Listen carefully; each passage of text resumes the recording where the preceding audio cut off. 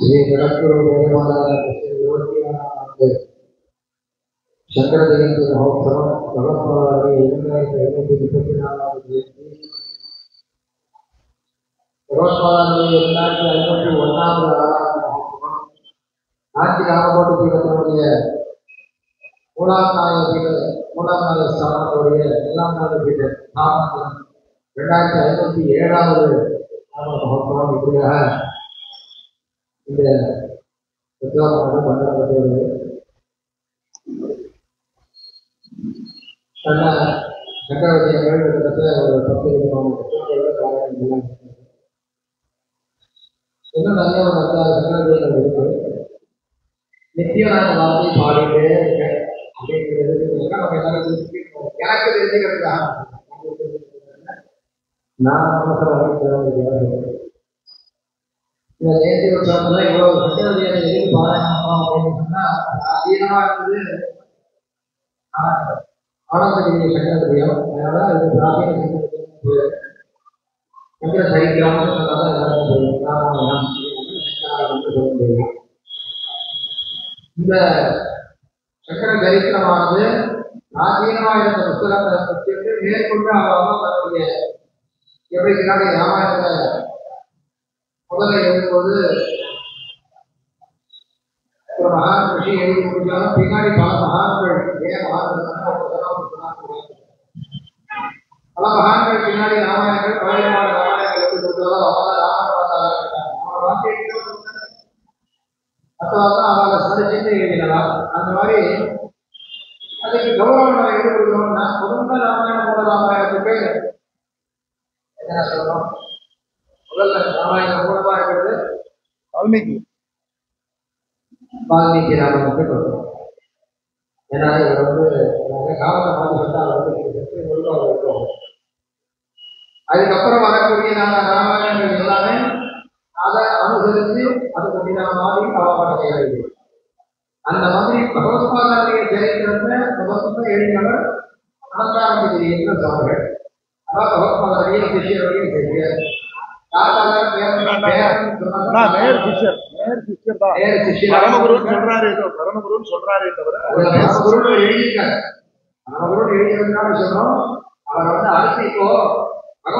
நேற்றுக்கு வரைக்கும் பாரதியோட சொன்னாலும் சொல்லணும், இன்னைக்கு என்ன சொல்லணும் பரமகுருன்னு சொல்லணும். என்ன குரு வந்து அந்த அபிப்பிராயத்துல சர்வஞானேந்திர வந்ததுனால அவர் பகவத்பாதால பரமகுருன்னு சொல்லிட்டு அவர்கிட்ட இருக்கிறார். அப்போ அவ சொன்னாலும் அந்த கலாச்சாரம் என்ன பிராச்சீன ஆனந்த தாத்தானே அதை ஒட்டி எல்லா சக்கரவர்த்தியும் எழுதினான். ஆனாலும் அப்ப அது ஒன்று பாராயணம் பண்ண போதுமே அப்படின்னா குணம் எத்தனை பேர் சொன்னாலும் எல்லாத்தையும் பார்க்கலாம். ஒருத்தர் சொல்லும் போது அவர்களை நம்ம பக்தி கொஞ்சம் குறைச்சலா வரும். இன்னொருத்தர் சொல்ற பாடியில் சொன்னாலும் இதை பத்தி நல்லா இருக்கும். உபன்யாசமே எழுதி வச்சிருக்கோம். ஒரு ஸ்லோகத்தையும் முருகாசனத்தையும் முருகிய ஸ்லோகத்தையும் எல்லாம் என்னமே ஆக்கிடும். நமக்கு பக்தி நமக்கு நிறைய கிடைக்கும். இந்த எண்ணங்கள் காரணம் இந்த அட்மாஸ்பியர் இருக்கக்கூடிய ஒரு சூழ்நிலையில இருக்கக்கூடிய கல்பனை பற்றி நமக்கு எப்படி போகிறது எப்படி போக்குறதுனே தெரியல. இதெல்லாத்துக்கும் ஒரு வழி கிடைக்கிறதுல நம்ம இந்த மாதிரி பகவத்பாதால ஆச்சாரிய சொன்ன பத்திரிகை ரீதியில கணேசாதி பூர்த்திகள் தேவையான உபாசிக்கிறதெல்லாம் எப்படி பலவித சங்கரவர்த்திகளால எழுதும் பொழுது ஒருத்தர் அபிப்பிராயத்துல கொஞ்சம் வித்தியாசமா மாற்றிக்கிட்டு எழுதுறாரு. அந்தந்த காலத்துல இருக்கிற ஒரு 100 வருஷத்துல அப்பா வந்து கோபிநாத் கிட்ட பாதிக்கலாம். ஏன்னா எங்க அப்பா கோபிட்டு இருந்தா அந்த தாத்தாவும் கோபிநாத் இல்லப்பா அப்பா கோபிநாத்ன்றத உங்க தாத்தா அது மாதிரி உங்க அப்பா காலத்துல ஏதோ வேற வேலை அழிஞ்சு போயிடுறது கோபிட்டு காலத்துக்கு அது சம்பிரதாயம் தெரிவிப்பா இல்லை உட்காந்து போட்டீங்கன்னா முன்னாடி தெரியுமாங்க. சம்பிரதாயம் மாற்றி போதே நமக்கு வேற பூர்த்தி திருக்குன்றாங்கிற பாலம் அப்பான்னு சொல்றாங்க. இல்ல அந்த இடத்துல அந்த பூர்த்திங்கிறதெல்லாம் மாற்றி ஊர்க்கமுன்றாங்கிற பாலம் அப்பான்னு மாறி போயிட்டு அப்படி யாரு கோவில் ஊர்க்கமுன்றாங்கிற பாலம் அப்படின்னு என்ன சொல்லுவோம். என்னமா பகவத்பாதனுடைய பரிமுறையில் வந்ததான போதேந்திர சரஸ்வதி சுவாமிகள் எப்படி விபூதி அழிச்சிட்டு கோபியை இருக்காங்க யோகம் பண்றதுக்காக யாரும். ஆனா எழுதிக்கலாம் எழுதினா ஏன்னா எனக்கு கிருஷ்ண உபாசனை இருக்கு, ராம உபாசனை இருக்கு, பகவான் உபாசனை இருக்கு. அவரை அந்த ரூபத்துல பார்த்து நான் எழுதி வேண்டியது அதுக்கு என்ன அவர் அனாச்சாரம் ஆச்சாரம் ஆச்சாரத்தை விதி அப்படியே விதிக்கலாம் பரிமாணம் பண்ணிட்டே இருக்கிறாங்க. அவங்க ஆச்சாரமே இப்படி கதைகள் நிறைய மாறுபாடுகள் வந்து கடைசியில் இன்னைக்கு பகவத்பாதம் என்னைக்கு போனாலும் வெப்சைட்ல போய் ட்ரை பண்ணா 12ஆம் நூற்றாண்டு அதுதான் வரவே வேணும். இவன் 12ஆம் நூற்றாண்டு அன்னைக்கு ஒண்ணுமே இல்லை. அரசியல் ராமசீனிவாசன் வந்து பேசுறார். அவர் சொல்றார் இது இல்ல 2000 சொல்ற 6ஆம் நூற்றாண்டு பிசி 6ஆம் நூற்றாண்டுல தான் பகவத்பாதம் இருந்திருக்கணும். புத்தருடைய காலத்துல இருந்திருக்கு. நீங்க என்ன புத்தரை கொண்டு வந்து 12ஆம் நூற்றாண்டு கேட்கிறார். அந்த புரிதல் நம்மளுக்குள்ள கிடைக்காம அதனால பல பேர் வந்து பேச முடியாது, பல கருத்துக்கள் பாராயணம் பண்ண முடியாது. எல்லாத்தையும் பாராயணம் பண்ணி பல பேர் வந்து சொல்லி கடைசியில் எல்லா கருத்தையும் பார்த்து அதெல்லாம் பற்றி இதா பண்ணி நல்லா அவருக்கு தெரிஞ்சிருந்த சில வித்வான்கள் அந்த மாதிரி வித்வான்கள்லாம் ரொம்ப உன்னதமா இருக்கா. அப்படி இருக்கக்கூடிய வித்வான்களா இருக்கிறதுதான் இன்றைய நமக்கு இந்த பிரம்மஸ்ரீ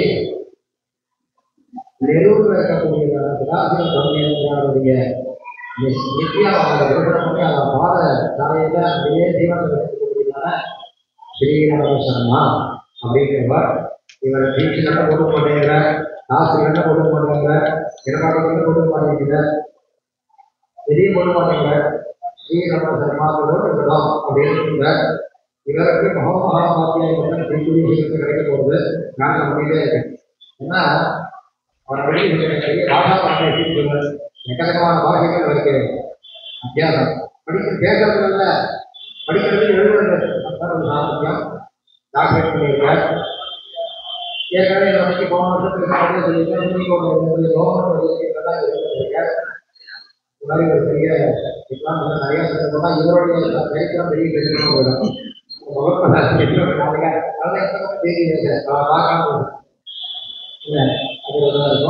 எதுக்காக அந்த கௌரவம் அவர் வந்து இந்த இத்தனை சங்கர விஜயங்களுடைய மாறுபாடுகள் என்னென்ன பற்றி சொல்லப்படுறாரு.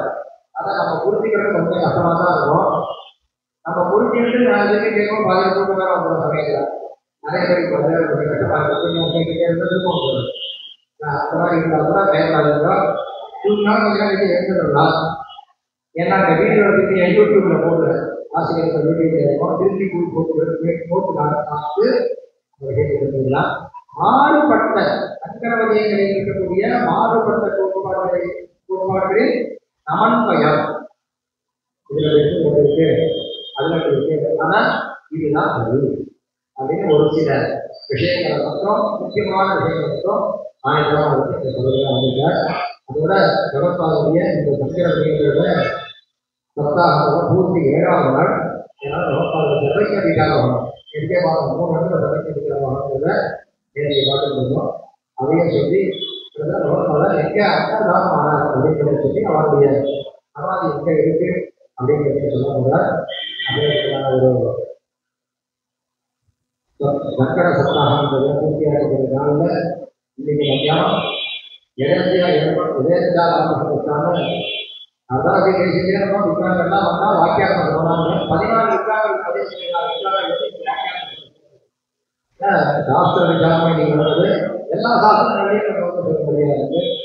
அதை ஒரு பிரமாணத்துக்கு சமர்ப்பணமாக நீங்கள் வந்து அற்புதமான ஒரு முகப்பொருளை பூர்த்தியான தெய்வமாக என்று நமக்கு கருதக்கூடியதான பிரம்மஸ்ரீ ஸ்ரீராமசர்மா அவர்களே இந்த ஜெகத்து காரணமாகவும் ஆசிரியமாக காரணமாகவும் வாழணும் சொல்லி அந்த வரவேற்கிறோம். அவளுக்கு இந்த வகுப்பாளர்கள்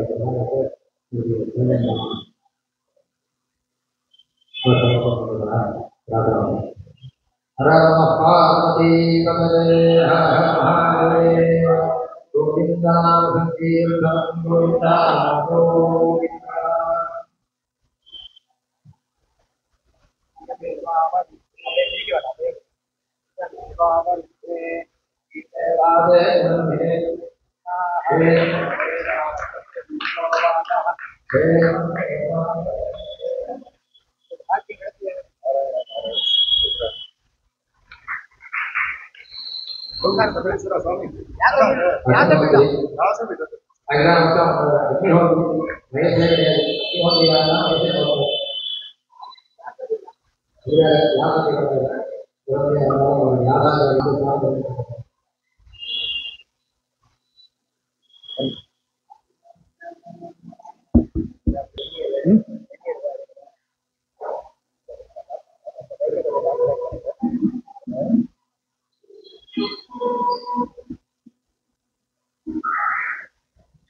அந்த லைவ்ல சரியா வந்துட்டு இருக்காங்கிறத நீங்க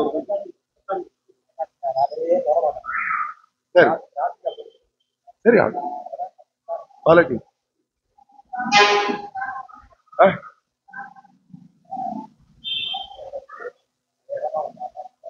ஆமாம் நிதானமா பேசுன்னு சொன்னாரா விஸ்தாரமா பேசுன்னு சொன்னாரா அவர் அதுதான் எனக்கு அதுல வந்தது இதையும் புரிஞ்சுட்டேன் காமாட்சி கருணாரூபம் காமகோட்டி ஜெகத்குரு சின்மூர்த்தி கலையே சித்தே சங்கராச்சாரிய மத்தியே अज्ञानान्तर्दहनपतितान् आत्मविद्योपदेशैः स्थापनं लोकान् भवदवशिखा तापपापच्यमान् मुक्तामों वडविटमिनो मूर्तो निष्पतन्ति शम्भोर्मूर्ति चरति भुवने शङ्कराचार्यरूपम् वक्तारमासाद्य यमेव नित्या सरस्वती स्वार्थसमन्वितासीत् निरस्तदुस्तर्ककलङ्कभङ्गा नमामितं शङ्करमर्चिताङ्घ्रिम् यदीय संपर्कम अवाप्य केवलं वयं हि जाता निरवध्य कीर्तयः जगत्सुते तारित शिष्य पंक्तयः जयन्ति देवेश्वर पादरेणवः शिशुम् आचार्य वाग्वेणी रयरोधि महोबलं संक्षेप शारीरमुख प्रबंध विवृताद्वयम् सर्वज्ञ चंद्र नाम्ना च सर्वतो भुवि विश्रुतं सर्वज्ञ सद्गुरुं वन्दे सर्वज्ञमिव भूगतम् वेद वेदांत साम्राज्य धर्म कामार्थ मोक्षणं विद्यारण्यं नमः पुण्यं यो विद्यारण्यमच्छिनत् सदाशिव श्री ब्रह्मेन्द्र भृतस्वपद पादुकान् धीरान् परशिवेन्द्रार्यान् ध्येयान् सततोऽपि अपार करुणा सिन्धुं ज्ञानदं शान्तरूपिणं श्री चन्द्रशेखरगुरुं प्रणमामि मुदान्महं वेदे देहे च देशे च भक्त्यारोग्य सुखप्रदम् बौद्ध पामर सेव्यंतं श्री जयेन्द्र नमाम्यहं नमामः शंकरान्वाख्य विजयेन्द्र सरस्वती श्री गुरुं शिष्टमार्गानुनेतारं सन्मतिप्रदम् सत्यनारायण क्षेत्रात् सत्यव्रतमुपागतम् आश्रये कामकोटीशं सत्यश्री चंद्रशेखर सदाशिवसमारम्भां शंकराचार्यपर्यन्ताम् अस्मदाचार्यपर्यन्तां वन्दे गुरुपरम्पराम् பிரம்மஸ்ரீ பரணியன்னா அறிமுகம் சொல்றச்ச அது சொல்லக்கூடிய ஒரு விஷயங்களுக்கான ஒரு முக்கியமான கோட்பாட்டை எடுத்து கொடுத்துட்டாங்கிறது சந்தோஷமா இருக்கு. சரித்திர சிரவணம்ங்கிறதுனுடைய நோக்கம்ங்கிறது பக்தி. இது ரொம்ப ரொம்ப முக்கியமான கோட்பாடு. சரித்திர சிரவணத்தினுடைய நோக்கம்ங்கிறது விவாதம் அல்ல. இந்த ஒரு சுபாஷிதம் ஒன்று உண்டு, வித்யா விவாதாய கலசிய சாதோகோ ஞானாய. முழு சுபாஷிதம் இருக்கு, நான் இப்ப அதுக்கெல்லாம் விஸ்தரிக்கல.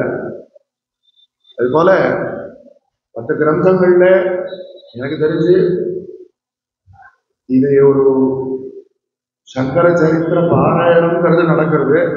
இப்ப நான் கூட சங்கர ஜெயந்தி உத்தேசிச்சு ஆன்லைன்ல எல்லாம் கூட சில பேர் பண்றா. ஏதோ ஒரு குறிப்பிட்ட கிரந்தத்தை மாத்திரம் வச்சிருந்து அதுவே சகல சங்கர சரித்திர சாரம்னு, அந்த கிரந்தத்துக்கே பேரு சாரம்னு அவர் எழுதினவர் தனக்கு தெரிந்த சகவல்ல சாரம்னு எழுதியிருக்காரு. அது எல்லா சங்கர சரித்திரங்களுடைய சாரமாக சொல்ல முடியாது, அது நடக்காது. ஆனா இங்க விசேஷமாக கிடைச்சிருக்கக்கூடிய 10க்கும் மேற்பட்ட, இன்னும் நிறைய இருக்கு. வாஸ்தவத்தில் ஒரு கிட்டத்தட்ட 20 கிரந்தங்கள் வரைக்கும் சங்கர விஜயம்ங்கிற பேர்ல எல்லா கிரந்தங்களும் இல்லாட்டாலும் சங்கரா விஜயம் இந்த மாதிரி பல பெயர்களோட, இன்னும் பதஞ்சலி சரித்திரம்னு மற்ற மகான்களுடைய சரித்திரத்தோடு சேர்ந்து சங்கர சரித்திரம் சொல்றது, இப்படி அநேக சங்கர விஜய கிரந்தங்களுடைய ஒரு பாராயணமும் அதில் இருக்கக்கூடியதான தகவல்களுடைய அதை நாம தெரிஞ்சுக்கிறதுக்கான ஒரு உபன்யாச பிரயத்தனமும் இந்த சங்கர விஜய சப்தாகங்கிறதாக இங்க இருக்கக்கூடிய நம்மளுடைய ஸ்ரீ சங்கர பகவத்பாத பக்தாளுடைய விசேஷமான பிரயத்தனத்தினால் நடந்துட்டு இருக்கிறது மனசுக்கு ரொம்ப இதமா இருக்கு. நம்மளுக்கு எல்லா சங்கர விஜயமும் ராகியம். எதையும் நாம ஒதுக்கி வச்சுட்டு இதெல்லாம் அப்பிரமாணம், இந்த ஒரு சங்கர விஜயம் தான் பிரமாணம் எடுத்துக்க வேண்டிய அவசியம். சங்கர விஜய கிரந்தங்களுக்குள்ள கருத்து வேறுபாடுகள் இருக்கு.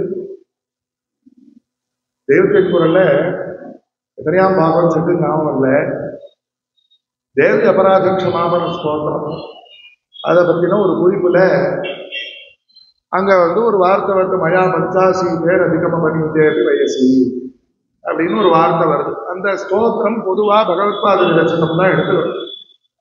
பகவத்பாதால் இருந்தது 32 வருஷம். இங்க மயா பஞ்சாசி பேர் அதிகம், 85 வயசுக்கும் மேல எனக்கு வயசு தாண்டியும் கூட எனக்கு வைராக்கியம் வரலையேங்கிற மாதிரி ஒரு வார்த்தை. அங்கே பெரியவா அந்த தெய்வத்தின் குரல்ல அது ஒரு குறிப்பு இருக்கு. இது எதா பகவத்பாதால் விரச்சிதமா இல்லையான்னு விவாதம் பண்ண வேண்டிய அவசியம் இல்லை. இது பக்தி தான் பிரதானம். அதனால இது ஆராய்ச்சின்னு எடுத்துட்டு போனா அது வேற மாதிரி போயிடும். அனாவசியமா பக்தி சிறந்தைகளுக்கு பங்கமாதான் போகும், என்னால வேண்டாம் அப்படின்னு. இதுவே இன்னொரு ஸ்தோத்திரம் இருக்கு, அது பகவத்பாத விரச்சிதமா இல்லையாங்கிறத பற்றி விவாதம் இல்லை. என்னடானா சுப்பிரமணிய பூஜகம். அங்க ஆச்சாரியால் என்ன சொல்றா, கலத்திரம் சுதா பந்துவர்க்க பசுருவா நரோபாதனாடி கிரகேய மதியாக. என்னுடைய வீட்டில், முதல்ல இதுவே எடுத்து வச்சு எங்க ஒரு சன்னியாசி, என்னுடைய வீட்டில் மனைவி மக்கள், என்ன சங்கர பகவத்பாத சுப்பிரமணிய புதங்கத்தை பகவத்பாதால் ஏற்றினாலா இல்லையாங்கிறத பற்றி ஒன்று விவாதம் இல்லை. என்னுடைய வீட்டில் உள்ள மனைவி மக்கள் பந்துக்கள் யாராயிருந்தாலும் எஜந்தோ நமந்த ஸ்துவந்தோ பவந்தம் ஸ்வரந்தஷ்ட தேசந்து சர்வேகுமார, எல்லாரும் உன்னை ஸ்தோத்திரம் பண்ணக்கூடியவாளா உன்னை வழிபடக்கூடியவாளா இருக்கணுங்கிற வார்த்தைய நம்மளுக்காகத்தானப்பா பகவத்பாதாவுக்கு போட்டிருக்கா, தனக்காக போடல. அவருக்கு வீடும் கிடையாது, மனைவியும் கிடையாது, மக்களும் கிடையாது. அப்ப அதே போல அந்த மாதிரி ஒரு வயசு வந்தும் கூட தனக்கு வைராக்கியம் வரலையா யாரோ ஒரு பக்தன் சொல்லக்கூடிய ரீதியில பகவத்பாதால் சொல்லியிருக்கோம். எத்தனையோ கிரந்தங்கள் ஸ்ரீமத் சங்கர பகவத்பாதாச்சாரியர் முக்கியமா ஸ்தோத்திரங்கள், அன்னபூர்ணா ஸ்தோத்திரம், இன்னும் பல ஸ்தோத்திரங்கள், அது ஒரு தனி டாபிக். ஏகா சொல்ல வந்து பக்தி பிரதானம் அப்படிங்கிறதுல ஒரு ஸ்திரமான ஒரு தெளிவு இருக்கு. வேதங்களுக்குள்ளேயே முரண்பாடுகள் இருக்கு.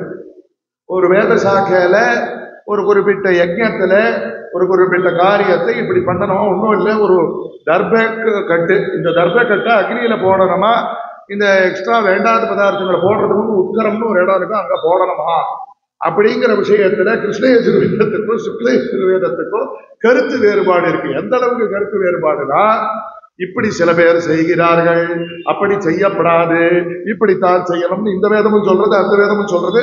இது சொல்றத அது மேற்கோள் காட்டி இதை வேண்டாங்கிறது, அது சொல்றத மேற்கோள் காட்டி வேண்டாங்கிறது.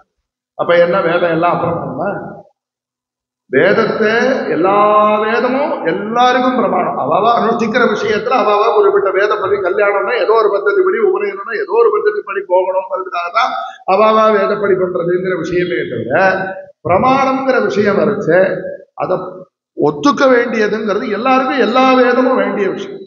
அப்போ அந்த வேதங்களுக்குள்ளேயே கருத்து வேறுபாடுகள்னு வரைச்சு இதற்குத்தான் என்ன பண்ணினார் ஜெய்மினிங்கிற மகர்ஷி, வேதவியாசருடைய சிஷ்யர், முக்கியமாக சாமவேதத்தை எடுத்து 1000 சாக்கைகளாக பிரிச்சு கொடுத்தவர்னு சொல்லப்படக்கூடியவர்.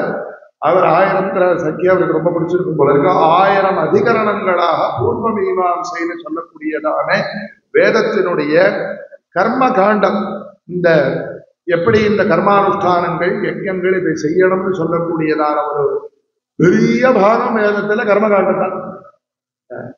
ஒரு 80% இல்ல 90% வரைக்கும் போகுமோ என்னவோ வேதத்துல கர்மகாண்டம்னு சொன்னா, பாக்கி இருக்கக்கூடிய 10% 20% தான் ஞானகாண்டம். ஏன்னா ஞானத்துக்கான அதிகாரிகள் வெகு சொல்பம். இன்னைக்கு வேதாந்த உபன்யாசங்கள் நிறைய ஒரு பக்கம் பிரச்சாரம் ஆனா, நம்மளுடைய ஆச்சாரிய சுவாமிகள் வேத தர்மசாஸ்திர பரிபாலன சமாங்கிற பெயர்ல அனுஷ்டானத்துக்கு வேண்டிய விஷயத்தை வித்வான்கள் மூலமா சொல்லணும். ஞானம் யாரோ ஒருத்தருக்கு ஒரு அதிகாரம் கிடைச்சி ஞானம் அப்படிங்கிறது கடைசி கட்டத்துல இருக்கக்கூடிய, எடுத்த எடுப்பிலேயே ஞானத்தை சொல்லி கொடுத்துட்டு சர்வகர்மான் பரித்தியஜ்யான்னு எந்த தர்மானுஷ்டானமும் பண்ண வேண்டாங்கிற பிரமே வந்துடும். அந்த வார்த்தைக்கு கீதா பாஷ்யத்துல அப்படி அர்த்தமே அல்ல. பெருவாரியாக நாம எல்லாருமே இன்னைக்கு அனுஷ்டானம் பண்ண வேண்டிய ஸ்திதியில தான் இருப்போங்கிறதுனாலதான் வேதம் அனுஷ்டான காண்டத்தை பெருசா சொல்லும், ஞான காண்டத்தை சின்னதா சொல்லிட்டு. அப்ப அந்த ஜெய்மினி என்ன பண்ணார், இந்த கர்மானுஷ்டான காண்டத்துல இப்படி பரஸ்பரம் இத்தனை முரண்பாடுகள் இருக்கேங்கிறத பார்த்துட்டு, இது பரஸ்பரம் முரண்பாடுன்னு வந்தாலே அப்பிரமாணம்னு ஆயிடும். நேற்றுக்கு ஒருத்தன் ஒண்ணு சொன்னா இன்னைக்கு ஒண்ணு சொல்லி என்னையா இது இப்படி இப்படி மாத்தி மாத்தி சொல்லிட்டு இருக்கா, சரி சரி இவன் வார்த்தையை நம்பப்படாது, இதுதான லோகத்துல உள்ளது. அப்ப வேதத்துக்கே அப்படிப்பட்டதான ஒரு அப்பிராமான்ய தோஷம் வந்துடும். அதற்குத்தான் அவர் என்ன பண்ணினார், விரோத பரிகாரம் சமன்வயம் அப்படின்னு இந்த தலைப்புல எடுத்துட்டதுக்கான ஒரு முக்கியமான காரணம். இந்த ஜெய்மினிய சாஸ்திரம் புதுசா இருக்கிறதுனால நிறைய அதுல விஷயங்கள் இருக்கு. ஆனா அதனுடைய போக்க அனுசரிச்சுதான் வேதாந்த விஷயங்களை இதே மாதிரி சமன்வயம் அப்படின்னு முதல் அத்தியாயத்துக்கு பேரை வச்சு வேதவியாசாச்சாரியால் சிஷ்யர் கர்மகாண்டத்துக்கு பண்ணினார், குரு ஞானகாண்டத்துக்கு பண்ணினார் சூத்திரம் சாஸ்திரம். சமன்வயம் முதல் அத்தியாயம், விரோத பரிகாரம். சரி நீங்க சொல்றேன் இந்த வாக்கியம் எல்லாம் சேர்த்து இதுக்கு இதுதான் அர்த்தம்னு சொல்றேனே, அப்ப ஆனா இப்படி முரண்பாடுகள்லாம் வருதேன்னு கேள்வி வரும் கண்டிப்பா. அதுக்கு பதில் சொல்றதுக்காக அவிரோதாத்தியாயம்னு 2வது அத்தியாயம் நான் சொல்றது வேதாந்த சாஸ்திரத்துல. ஜெய்மினிய சாஸ்திரம் ரொம்ப பெருசு, அதை நான் விஸ்தரிக்கல, அதுல இருக்கிற சாராம்சத்தை மாத்திரம் சொல்றேன். வேதாந்தத்துல 4 அத்தியாயம் இருக்கிறதா சுருக்கமா மனசுல வாங்கிக்க முடியறதுனால அதை சொல்றேன். முதல் அத்தியாயம் சமன்வய அத்தியாயம், 2வது அத்தியாயம் விரோத பரிகார அத்தியாயம். இது ரெண்டும் ஏற்பட்டாதான் முதல்ல இந்த கிரந்தங்கள்ல சொல்லப்பட்டிருக்கக்கூடிய விஷயம் நமக்கு மனசுல ஏறும். அப்படி ஏறினாதான் அதை சாதனமாக நம்ம எடுத்துட்டு அனுஷ்டானம் பண்ணி அது 3வது அத்தியாயத்தினுடைய விஷயம் சாதனம். அதை பண்றதன் மூலமா நமக்கு கிடைக்கக்கூடிய பலம்ங்கிறது 4வது அத்தியாயத்தினுடைய விஷயம். இது வேதவியாசாச்சாரியருடைய வேதாந்த சாஸ்திரத்தினுடைய அத்தியாயத்தினுடைய பேரு. இது பூர்வமீமாம்சையே ஒட்டி வந்ததுதான். அதனுடைய விஷயம் கர்மகாண்டம், இதனுடைய விஷயம் ஞானகாண்டம்ங்கிறதா வித்தியாசமே தவிர போக்குங்கிறது ஒண்ணுதான். என்ன அப்படின்னா பரஸ்பரம் முரண்பாடாக தெரியக்கூடிய விஷயங்களை, அந்த முரண்பாடுகளை எப்படி நாமோ பரிகாரம் பண்ணலாம். எல்லா வேதத்துக்கும் பிராமணியம் கொடுக்குறோம், எல்லா வேதமும் பிரமாணம் தான். ஆனா வார்த்தைகளுடைய மேலோட்டமான அர்த்தத்தை நாம எடுத்துட்டோமே ஆனால் அப்ப முரண்பாடு தெரியதான் தெரியும். அப்ப எந்த வார்த்தையினுடைய அர்த்தத்தை யதார்த்தமா எடுத்துக்கணும், இன்னொரு வார்த்தை அது தப்புன்னு சொல்லலை, அந்த வார்த்தைக்கு இப்படி அர்த்தம் புரிஞ்சுக்கணும் அப்படின்னு வழிகாட்டி கொடுத்து மீமாம்சா சாஸ்திரமானது. இது இன்னும் அநேக விஷயங்கள்ல இது இந்த ஒரு நம்மளுடைய மகான்கள் நம்மளுடைய முன்னோர்களுடைய ஒரு சிந்தனை எப்படிங்கிறத நம்ம மனசுல வாங்கிட்டு இந்த டாபிக்கை எடுத்து நுழைஞ்சோம்னா தான் சரியாகும். சிந்தனை என்னன்னா எல்லா வேதத்துக்கும் பிரமாணம் அப்படிங்கிற விஷயத்தை ஏத்துக்கணும். அது எப்படி சம்பவிக்குமோ அதுக்கு ஏத்தாப்புல வியாக்கியானம். இல்லாட்டா ஒண்ணுத்துல ஒரு அவநம்பிக்கை வந்ததுன்னா அது ஒரு ஸ்லோகம் ஒண்ணு உண்டு, பிரசரம் ந லபந்தேஹி யாவத் கொச்சன மர்க்கதாக. ரொம்ப லௌகிகமான எடுத்துக்காட்டு. ஒரு பெரிய தோப்பு இருக்கு, அந்த தோப்புல குரங்குகள் ஏதோ ஒரு பழத்தோப்புன்னு வச்சுக்கோங்களேன், அந்த தோப்புக்குள்ளார குரங்குகள் பூந்துவிடப்படாதுன்னு சொல்லிட்டு பெருசா நல்லா செவரு கட்டி வச்சிருக்கா. நாளடைவில் சரியா கவனிக்காம என்ன ஆயிடும்னு கேட்டாக்கா, அந்த கவனிக்கலைன்னா ஏதோ ஒரு இடத்துல செவரு கொஞ்சம் கொஞ்சமா பொழந்து கொஞ்சம் கொஞ்சம் விழுந்துருத்துன்னு வச்சுக்கோங்க. அப்போ எந்த அந்த ஓரத்துல மாத்திரம் குரங்குகள் வரும் இல்லையா? இல்லையே, ஒரு இடத்துல குரங்குக்கு உள்ள வரத்துக்கு இடம் கிடைச்சிருத்துனா அது தோப்பு முழுக்க வியாபிச்சிரும்னா இல்லையா? பிரசரன் லபந்தேஹி யாவத் வச்சன மர்கதாக நாபித்ரவந்தி தேதாவத்து பிசாச்சாவா ஸ்வகோச்சரன். குரங்கோ பிசாச்சு ஒரு இடத்துல ஒரு ஓரத்துல அது இடம் கொடுத்துட்டா கூட அது முழுக்கவே வியாபிச்சுள்ளிடும். இந்த ஸ்லோகம் குமாரல பட்டர் பூர்வமீமாம்சா வியாக்கியானம். அதனால ஒரு இடத்துல வேதத்துல ஒரு வாக்கியத்துக்கு கூட அப்பிரமாண்யங்கிறத ஒத்துக்க முடியாது. வேதத்துல இருக்கக்கூடிய சகல வாக்கியங்களையும் பிரமாணம்னு ஒத்துக்கணும். வேதம் நம்மளுக்கு பரம ஸ்ரேயஸ உபதேசிக்க வந்தது அப்படிங்கிறத நம்ம மனசுல வாங்கிட்டோம்னா அப்பதான் இந்த திருஷ்டி நமக்கு புரியும். இதே போல ஸ்ரீ சங்கர சரித்திரங்கள்ங்கிறத யாரையும் ஏமாத்துறதுக்காக எழுதலப்பா. இது முதல்ல தீர்மானம். எந்த ஒரு பிராச்சீனமா உள்ளத சொல்றேன், நவீனமா உள்ளதை பத்தி. பிராச்சீனமா உள்ள சங்கர விஜயங்கள் எல்லோரும் அண்ணா சொன்ன மாதிரி ராமாயணங்கிறது எத்தனை ராமாயணம் இருக்கு? வால்மீகியம்ங்கிறதுக்கு ஒரு விசேஷ முக்கியத்துவம் கொடுக்குறோம். அது இன்னும் அத்தியாத்ம ராமாயணங்கிறது இன்னும் புராணத்துல ராமாயண கதைகள்லாம் இருக்கு. மகாபாரதத்துக்குள்ள ஒரு ராமாயணம் இருக்கு. இது எத்தனை பேர் கேள்விப்பட்டிருக்கோமோ தெரியல. மகாபாரதத்துக்குள்ள மார்க்கண்டேயர் அதாவது யுதிஷ்டிரர் காட்டுல இருக்கிறச்சே வருத்தப்படுறார். இப்படி தர்மானுஷ்டானங்கள்லாம் பண்ணி நான் காட்டுக்கு வந்து கஷ்டப்படுறேன். என்னன்னா இதே மாதிரி ஒருத்தர் இருந்தார், அவரும் பரமதார்மிகர், சாட்சாத் பகவானுடைய அவதாரம், ஆனா அவருக்கும் காட்டுக்கு போகும்படியா இருந்ததுன்னு ராமருடைய கதையை மார்க்கண்டேயர் யுதிஷ்டிரருக்கு சொல்றதாக அங்க வருது. ஆகையினாலே அப்போ ஒவ்வொரு சின்ன சின்ன விஷயங்கள்ல மாறுபாடுகள் இருக்கு. அதுக்குன்னு ராமாயணம் எல்லாம் அப்புறமானு யாராவது சொல்றாளா? ஆஞ்சநேய சுவாமி இங்கடா பிறந்தாருங்கிறதுல இப்ப சமீப காலத்துல சித்தராள் முன்னாடி ஒரு பெரிய விவாதம் ஒருத்தர் கிளப்பினார். எதுக்கோ தெரியல. அஞ்சனாதிரின்னு திருப்பதியில ஒரு மலை, அதுதான் அஞ்சனாதேவி இருந்த ஊரு. ஆகையினால அங்கதான் பிறந்தார் ஆஞ்சநேயர்னு அங்க ஒரு ஐதீகம். கர்நாடக தேசத்துல அங்க ஹொஸ்பேட்டைன்னு துங்கபத்ரா இது நதி தீரத்துல அங்க ஹம்பின்னு பிராச்சீனமா விஜயநகர சாம்ராஜ்யத்தினுடைய தலைநகரமா இருந்த இடத்து பக்கத்துல அங்க ஒரு பகுதி, அங்க ஒன்று சொல்றான் அவ, அதுதான் கிஷ்கிந்தேன்னு சொல்றான். அங்க பக்கத்துல கோகர்ணத்துக்கு போனா அங்க ஒரு கர்ப்ப இது சொல்ற, இதுதான் ஹனுமன் ஜென்மபூமின்னு சொல்றான். இருக்கட்டுமே, ஹனுமாருடைய ஜெயந்தி தமிழ்நாட்டில நம்ம மார்கழி மாசம் நட்சத்திர பிரதானமா 3 சில பேர், திதி பிரதானமா அமாவாசைன்னு சில பேர் கொண்டாடுறோம். வடக்க போறதுன்னா சித்ரா பௌர்ணமின்னு, சித்ரா பௌர்ணமி வைசாக பௌர்ணமி ஏதோ ஒன்றும், சித்திர மாசம் வைகாசி மாசத்துல வடக்க கொண்டாடுறேன். ஆசிரியர் இருந்தாருக்கிறது சத்தியம், மட்டும் நம்பிக்கை. பிறந்த நாள் கொண்டாடிக்கோங்கள, என்ன இப்ப நல்ல காரியம் பண்றேன், வடமால சாத்த போறேன், பக்தாளுக்கு பிரசாத விநியோகம் பண்ண போறேன், ஆஞ்சநேய ஸ்தோத்திரம் படிக்கிறேன், என்னைக்கா இருந்தாலும் படிச்சுட்டு போலாம், அன்னைக்கு விசேஷமா படிக்கிறேன், இவ்வளவுதான் விஷயம். அதுக்குன்னு இதெல்லாம் பரஸ்பர விரோதமா இருக்கேன், இதெல்லாம் சுத்த கட்டுக்கதைன்னு சொல்லுவாளாரு. அவளுக்கு ஏதோ சரித்திர பிரமாணம் கிடைச்சிருக்கா, அந்த நம்பிக்கைங்கிறது அந்த முக்கியமான விஷயம். அதுபோல பகவத்பாதாங்கிறவர் ஒருத்தர் இருந்தார், அவர் இத்தனை விஷயங்களை உபதேசிச்சார் அப்படிங்கிறதுல அடிப்படை நம்பிக்கை. அதோட சரித்திர விஷயத்துக்கும், ஆனா ஆஞ்சநேய சுவாமிங்கிற அளவுக்கு முன்னாடி போயிடல பகவத்பாதா சரித்திரம். 2500 2530 நாளைய தினம் 3 வருஷம் பூர்த்தி, 4வது ஜெயந்தி. 533 வருஷம், 2533 வருஷம் இன்றைய தினத்தோட பூர்த்தி. நாளைய தினம் 2534வது ஜெயந்தி. அதனால இது ரொம்ப அவ்வளோ பிராச்சீனமா போயிடல. பல விஷயங்களை வச்சு நம்ம பகவத்பாதா சரித்திரத்தை தீர்மானம் பண்ண முடியாது. அப்போ இத்தனை சங்கர விஜயங்களும் அந்த காலத்துல இன்னைக்கு பாருங்க, இன்னைக்கு கம்யூனிகேஷன் இருக்கிற காலத்திலேயே இப்பதான் பெரிய சிரமமா இருக்கு. இந்த வாட்ஸ்அப்ல வரதெல்லாம் எத்தனை நம்பருக்கு இல்லைங்கிறது பெரிய சிரமமா இருக்கு. கம்யூனிகேஷன் சௌகரியங்கள் இருக்கிறதுங்கிறது நம்மளுக்கு நல்ல இன்ஃபர்மேஷன் கிடைக்கிறதுக்கு ஒரு பெரிய சாதனமா போச்சுன்னு அதை ஜாகிரதையா உபயோகிச்சா நம்ம இந்த போனை வச்சுட்டு எத்தனையோ சத்தான கிரந்தங்களையோ எடுக்க முடியறது.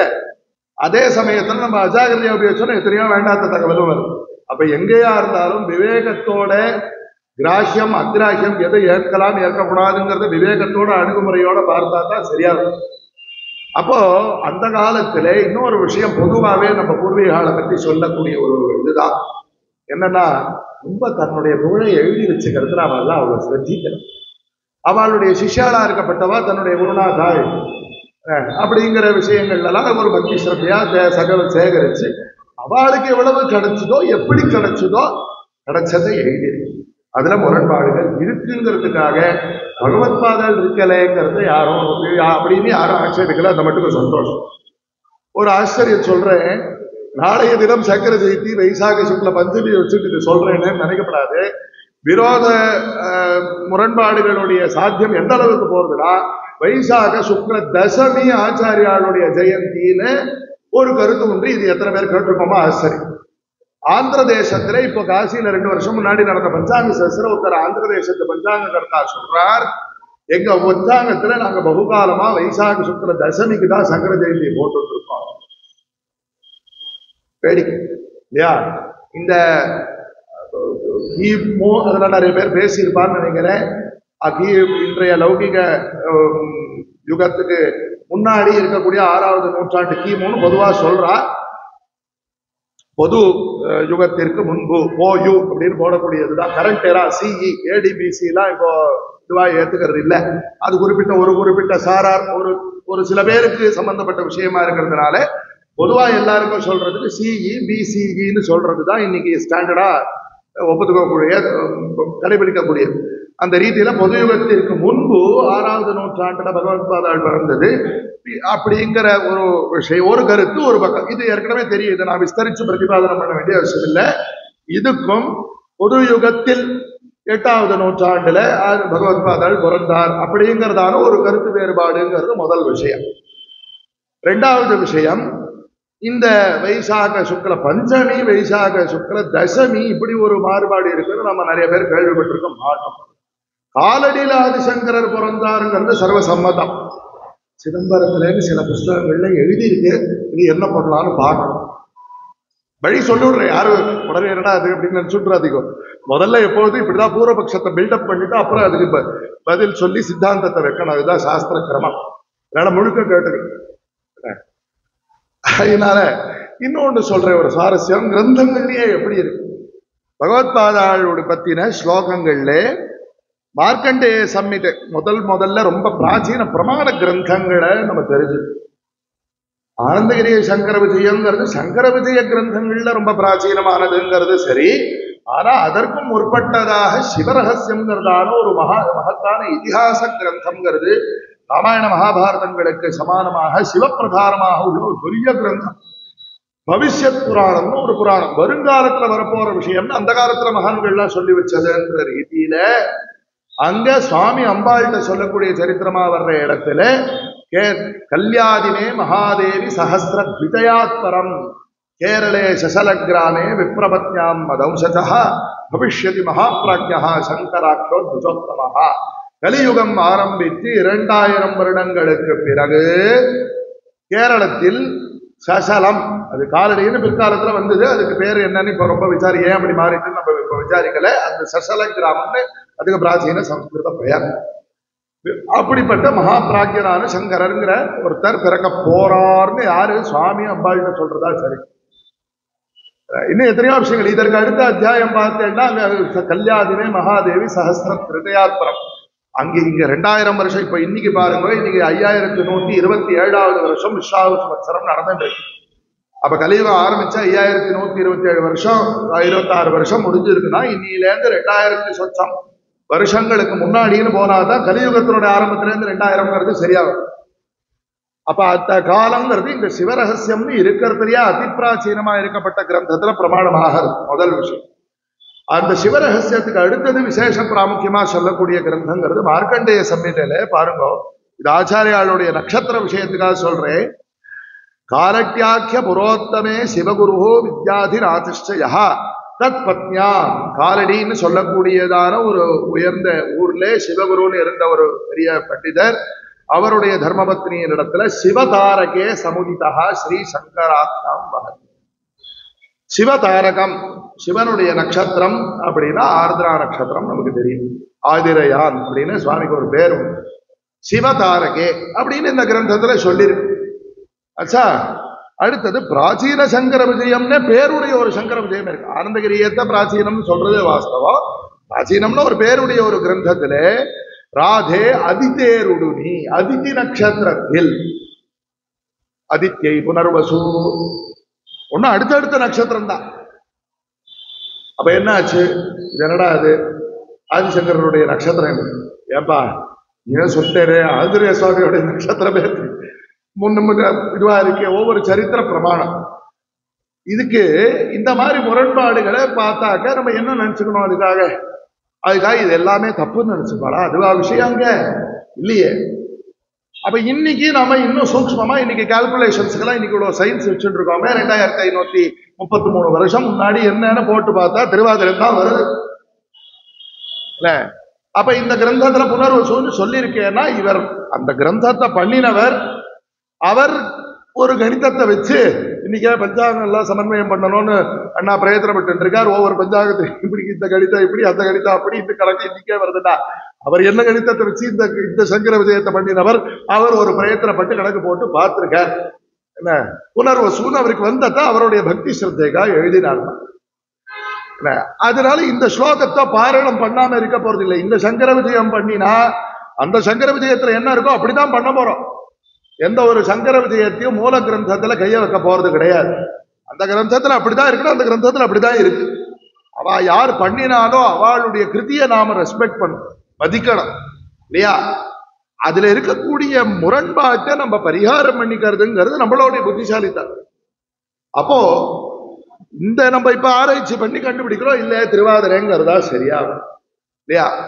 சரி, இந்த இது சொன்னேளே, இந்த 2100 வருஷத்துக்கு மட்டும், அதாவது போயுமு 6வது நூற்றாண்டு, பொது யுகத்துல 8வது நூற்றாண்டு, இந்த ஒரு விஷயம் நான் பெண்டிங் வச்சுட்டு இருக்கேன், எல்லாத்தையும் சேர்த்து சமன்வயம். அது ஒரு முரண்பாடு இன்னும் பாக்கி இருக்கா? வைசாக சுக்ல பஞ்சமி தசமின்னு ஒரு முரண்பாடு பாக்கி இருக்கா? ஆலடி சிதம்பரம்னு ஒரு முரண்பாடு பாக்கி இருக்கா? எல்லாத்துக்கும் பதில் வரும். ஆச்சா, இது ஒண்ணு விஷயம். இதே போல இது அவருடைய ஆச்சாரியாளுடைய பிறந்த விஷயத்துல இருக்கக்கூடியதான கருத்து வேறுபாடு. இன்னொரு முக்கியமான விஷயம், பகவத்பாதாள் பிறந்து சிவகுரு ஆரியாம்பாள் இவாளுக்கு ரொம்ப தபஸ் பண்ணி இதுல திருச்சூர்ல வடக்கநாத சுவாமிகிட்ட பிரார்த்தனை பண்ணி ஆச்சாரியாள் சுவாமிக்கு சொப்னத்தில் வந்த இந்த சரித்திரங்கள்லாம் சங்கரித்து இருக்கு. அதற்கு பிறகு சிவகுரு தகப்பனார் பகவத்பாதாளுக்கு உபநயம் அவருடைய தகப்பனாரே பண்ணினாரா இல்லையாங்கிற விஷயத்துல கருத்து வேறுபாடுகள் இருக்கு. தைரியமா நம்ம சொல்றோம், கருத்து வேறுபாடு இருக்குங்கிறது தைரியமா சொல்றோம். ஏன்னா சத்தியம் ரத நாமாங்கித காஞ்சி திவ்ய கஷேத்திரம் என்ன கிரந்தத்துல இருக்கோ, நம்மளுடைய இன்றைய பெரிய பெரியவா, அதாவது பூஜ்ய ஸ்ரீ சங்கரவிஜயேந்திர சரஸ்வதி சங்கராச்சாரிய சுவாமிகளிடத்திலே பல வருஷங்கள் முன்னாடி இந்த ஸ்ரீ சங்கர சரித்திரங்களை பத்தி ஆராய்ச்சி பண்றதுக்கு பத்தி விஞ்ஞாபனம் சில சந்தேகங்கள் கேட்ட போது ஸ்ரீரங்கத்துல பிரம்மஸ்ரீ சிமிடி ராதாகிருஷ்ண சாஸ்திரின்னு ஒரு பெரியவர் இருக்கார், அவர்கிட்ட போய் கேளுன்னு நான் தெரியவா. அவர் சங்கர விஜய மகரந்தம் அப்படின்னு இப்படி இந்த 20 கிரந்தங்கள் கிட்டத்தட்ட இருக்குன்னு சொன்னேனே. இத்தனை கிரந்தங்களை பார்த்து அவருக்கு இதே குழப்பம் வந்தது கிட்டத்தட்ட 70-80 வருஷங்களுக்கு முன்னாடி. அவர் என்னன்னா, அவர் சங்கர விஜய இந்த மாதிரி ஒரு சாஸ்திரிகள் அவரை சங்கர ஜெயந்திக்கு உபன்யாசம் பண்ணுன்னு சொல்லிட்டார் சாஸ்திரிகள். அதனால அவருக்கு என்னடா அது இப்படி சங்கர விஜயங்களுக்கு ஒருத்தர் இது இருக்கு, என்ன முரண்பாடு இருக்கு அப்படின்னு பார்த்து மனசுல ரொம்ப கஷ்டமா இருக்கு. அவர் எழுதுற முகவுரை அப்போ எனக்கு என்ன பண்ணலாம் அப்படின்னு பார்க்கும்போது எனக்கு ஸ்ரீ சதாசிவ பிரம்மேந்திராள் இயற்றின குருரத்னமாலைங்கிற கிரந்தம் நினைச்சது. எனக்கு வேற ஒரு சந்தர்ப்பத்துல கொஞ்சம் ஸ்ரீ மகாபீவா ஸ்ரீ சந்திரசேகரேந்திர சரஸ்வதி ஸ்ரீதரனாள் என்கிட்ட ஒரு வார்த்தை சொல்லியிருக்கா, யதா யதா மனசி அசாந்தி ததா சதாசிவ பிரம்மேந்திரான் ஸ்மர தேஷான் கிருதிஷு காமபி பட சாந்திஸ்தே பவிதா. எப்பொழுதுதான் மனசுல அசாந்தியா இருக்கோ பிரம்மேந்திராள் சதாசிவ பிரம்மேந்திரால ஞாபகம் சென்று அவளுடைய ஏதோ ஒரு கிரந்தத்தை எடுத்து படி, உனக்கு மனசுல சாந்தி கிடைக்கும்னு ஸ்ரீ மகாபரிவா என்ன சொல்லியிருந்தா. இந்த கிரந்தத்தை எடுத்து பார்த்தேன், அதை படிச்ச உடனே ஆஹா இதுதான் நமக்கு. அதுல ஜெகத்குரு ரத்னமாலேன்னு நம்மளுடைய ஸ்ரீ காமகோட்டி பீடத்தினுடைய ஆச்சாரியாளுடைய சரித்திரங்களை சொல்லக்கூடிய கிரந்தத்துல மொத்தம் கிரந்தமே 62 ஸ்லோகம் தான். சடசீத்தியா 86 ஸ்லோகம் சொல்லு. சடசீத்தியா குருராஜ ரத்னமா 86 ஸ்லோகத்துல 18 ஸ்லோகம் பகவத்பாத சரித்திரம். அதுல சொல்லியிருக்கக்கூடிய கிரமத்தை மனசுல வாங்கின்ற உடனே நான் பார்த்த இத்தனை சங்கர விஜயங்கள்ல இருக்கக்கூடிய முரண்பாடுகளும் ஒண்ணுத்துக்கு ஒண்ணு ரிசால்வ் ஆகி எனக்கு ஒரு சரியான போர்வை கிடைச்சது. கொஞ்சம் ஸ்ரீ மகாபரிவாளத்துல போய் சொல்லியிருக்கா இந்த மாதிரின்னு. சரி, நீ இப்ப என்னன்னு நீ புஸ்தகம் எழுத போறேங்கிற, ஆதிசங்கரன் சரித்திரத்தை எல்லா சங்கர விஜயத்துல இருந்தும் சங்கரணம் பண்ணி எழுத போறேங்கிற, என்னன்னு எழுத போறேன், ஆதிசங்கரன் எப்போ பிறந்தாருன்னு எழுத போறேன், எங்க சித்தி அடைஞ்சாருன்னு எழுத போறேன். இதுல என்ன சந்தேகம், நான் காஞ்சிபுரத்துல சித்தி அடைஞ்சாருன்னு தான் எழுதுறேன். சரி, அதை எழுதுறது உனக்கு மனசுக்கு சமாதானமா இருந்தா நீ அதை எழுது. இப்படி நான் சொல்றேன், அப்படி உனக்கு மனசுக்கு சமாதானமா இருந்தா எழுது. ஆனால் இன்ன சங்கர விஜயங்கள்ல கேதாரத்துல சித்தின்னு சொல்லியிருக்குங்கிறத கீழே ஃபுட்நோட்ல எழுதணும். என்ன இன்டலெக்சுவல் ஹானஸ்டி அப்படின்னு ஒரு வார்த்தை சொல்லு. சத்தியனிஷ்டை கிரந்தத்துல என்ன இருக்கோ அதை சொல்றதுக்கு நாம கடமைப்பட்டிருக்கோம். நம்மளுக்கு பிடிச்சிருக்கு பிடிக்கலங்கிறதுல சரித்திரத்துக்கு கிரந்தத்தை மாத்துறது, கிரந்தத்துல மூலத்துல அவ பண்ணினதான ஸ்லோகத்துல கைய வைக்கிறது, இதுங்கிறது இது சத்தியனிஷ்டை கிடையாது. சத்தியவிரத நாமாங்கித காஞ்சி திவ்ய கஷேத்திரன்னு சொன்னா அந்த சத்தியத்தை கடைபிடிக்கணும். முதல்ல சத்தியம் தான், அப்புறம் தான் தர்மம் சரா. சத்தியத்தை அனுஷ்டிக்காமல் தர்மத்தை பெருசா பண்ணினேன், இத்த பண்ணினேன், அத்தை பண்ணினேன்னு சொல்றதுல அர்த்தம். அப்படியாக பெரியவா என்கிட்ட சொன்னான்னு அவர் சொன்னார். கிரந்தத்துல என்ன இருக்கோ அதை சொல்றதுக்கு தான்ப்பா நமக்கு அதிகாரம். அதனால இப்படியும் கருத்து வேறுபாடுகள் இருக்கின்றனங்கிறத கீழே ஃபுட்நோட்ல எழுத. எந்த அளவுக்கு நம்மளுடைய சத்தியத்துல நம்மளுக்கு நிஷ்டை இருந்ததுன்னா இன்னொரு கருத்து வேறுபாடு இருக்கட்டும், அதை நம்ம இல்லேன்னு பூசி மழுப்ப வேண்டிய அவசியம் இல்லை. இல்ல இந்த ஒரு கிரந்தம் தான் பிரமாணம், வேற எந்த கிரந்தமும் பிரமாணம் இல்லைன்னு சொன்னா அப்ப வேதத்தை என்ன பண்ணுவேன் இல்லையா? எதிர்வேதத்துக்கு முரண்பாடு வந்துதுன்னா அப்புறம் நான் உங்களை நாளைக்கு இது பண்ணணும், நீங்க என்ன நாளைக்கு சொல்ல அர்த்தமே கிடையாது. பக்தி தான் சரித்திர சிரவணத்துக்கு பிரதானங்கிறது எப்படியோ, அனுஷ்டானம் தான் வேதத்துக்கு பிரதானங்கிறது எப்படியோ, அதை நம்ம மனசுல வச்சு நீங்க அணுகுமுறை வச்சுட்டோம்னா எல்லா விரோதங்களும் பரிகாரம் ஆயிடும். அதனால சொல்ல வந்த இப்படி அந்த பகவத்பாதாளுடைய அந்த உபநயன விஷயத்துல கருத்து வேறுபாடு இருக்கு. உபநீய திவங்கதே ஸ்வதாதே சதாசிவபெருமாள் சொல்லு. ஆனந்தகிரிய சங்கர விஜயத்துல பகவத்பாதா அது தகப்பனார் சிவகுரு காலகதி ஆயிட்டார். உபநீய சகோத்திரேணைவ விபஸ்டிதா, மற்றொரு அவ கோத்திரத்தை சேர்ந்த மற்றொரு பெரியவரை விட்டு அவ அம்மா என் பிள்ளைக்கு உபநயனம் பண்ணினீங்கன்னு சொல்லி பண்ணினான்னு சரித்திரம் இருக்கட்டே. முரண்பாடு இருக்குது. இதனால என்ன ஆயிடுது? அவளுக்கு எப்படி சரித்திரம் கிடைச்சதோ அப்படி எழுதியிருக்காமா. அப்படிப்பட்ட ஒரு மகான்னு சொன்னா, அதான் சொன்னேனே, இன்னைக்கு இவ்வளவு தூரம் சோகால்ட் இன்ஃபர்மேஷன் டெக்னாலஜின்னு இருந்தே கூட information, falls information, true information கண்டுபிடிக்கிறதுக்கு எவ்வளவு கஷ்டமா இருக்கு இன்னைக்கு. அப்ப அந்த காலத்துல தகவல் பரிமாற்றம்ங்கிறதுல இருந்திருக்கக்கூடிய கஷ்டங்கள் எப்படி, இத்தனை புராணங்கள் இத்தனை வேதங்களையாவது நீங்க மனப்பாடம் பண்ணி சொல்லணும், அது கனமாட்டமா கோத்து சொல்லணும், அதை காப்பாத்துறதுக்கு இருக்குன்னாக்க புராணங்களையோ சங்கர விஜயங்களையோ மனப்பாடம் பண்ணி ஒப்பிக்கிறதுங்கிறதால ஒன்றும் இருந்ததாக தெரியல. அதையும் மீறி இத்தனை புராணங்கள் இத்தனை சங்கர விஜயங்கள் நமக்கு கிடைச்சிருக்கா. அத்தனை பேர் அவ்வளவு ஸ்ரத்தப்பட்டு இன்னைக்கு என்ன நான் உனக்கு ஷேர் பண்ணி எனக்கு ப்ளூடூத்ல அனுப்பு, வைஃபைல அனுப்பு, வாட்ஸ்அப்ல அனுப்புன்னு சொல்ல முடியுமா? ஒரு புஸ்தகம் காப்பி வேணும்னா உட்காந்து கைப்பட எழுதணும். அவர் எழுதுறார், கடைசியில ஒருத்தர் புஸ்தகம் எழுதினவர் காப்பி எடுத்தவர் எழுதுறார், பக்ன பிருஷ்ட கட்டி கிரீவகா, முதுகு வெளிக்கிறதுப்பா எழுதுறார். புஸ்தகம் காப்பி எடுத்து முடிச்சவர் முதுகு வெளிக்கிறது, கழுத்து வெளிக்கிறது, இடுப்பு வெளிக்கிறது. ஸ்தப்த திருஷ்டி ரதோமுகா கஷ்டேன லிகிதம் கிரந்தம் யத்னேன பரிபாலையே. கஷ்டப்பட்டு எழுதியிருக்கேன்ப்பா இந்த புஸ்தகம், ஒரு காப்பி எடுக்கணும்னா அப்படி ஜெராக்ஸ் கடை கிடையாது இல்லையா, போட்டோ ஸ்கேன் பண்ண முடியாது, வாட்ஸ்அப்ல அனுப்ப முடியாது. அப்படியும் இவ்வளவு கிரந்தங்கள் நமக்கு கிடைச்சிருக்குங்கிறத நம்ம பிரதானமா பார்க்கணுமே தவிர இந்த முரண்பாடு இருக்குங்கிறதுக்காக இந்த கிரந்தத்தை தள்ளுறது விஷயம். அப்ப சமன்வயம் பண்ணோங்கிறது விஷயங்கிற பட்சத்துல அவளுக்கு சரித்திரம் கிடைச்சிருக்கு. பகவத்பாதாளுக்கு சிவகுருவே உபநயனம் பண்ணினாலோ, இன்னொருத்தர் அவ சகோதரமா இன்னொருத்தர் பண்ணினாலோ அதனால ஒன்றும் நமக்கு ஒன்றும் நஷ்டம் இல்லை இல்லையா? அதே போல இன்னும் இதை விட சீரியஸான விஷயங்கள்லாம் கேள்விகள் வரும். சர்வஜ்ய பீட்டாரோகணம், மேல சர்வஜ்ய பீட்டாரோகண கட்டம் சொல்ல போறோம். காஞ்சிபுரத்துல சர்வஜ்ய பீட்டாரோகணம்னு தெளிவா சில கிரந்தங்கள்ல இருக்கு.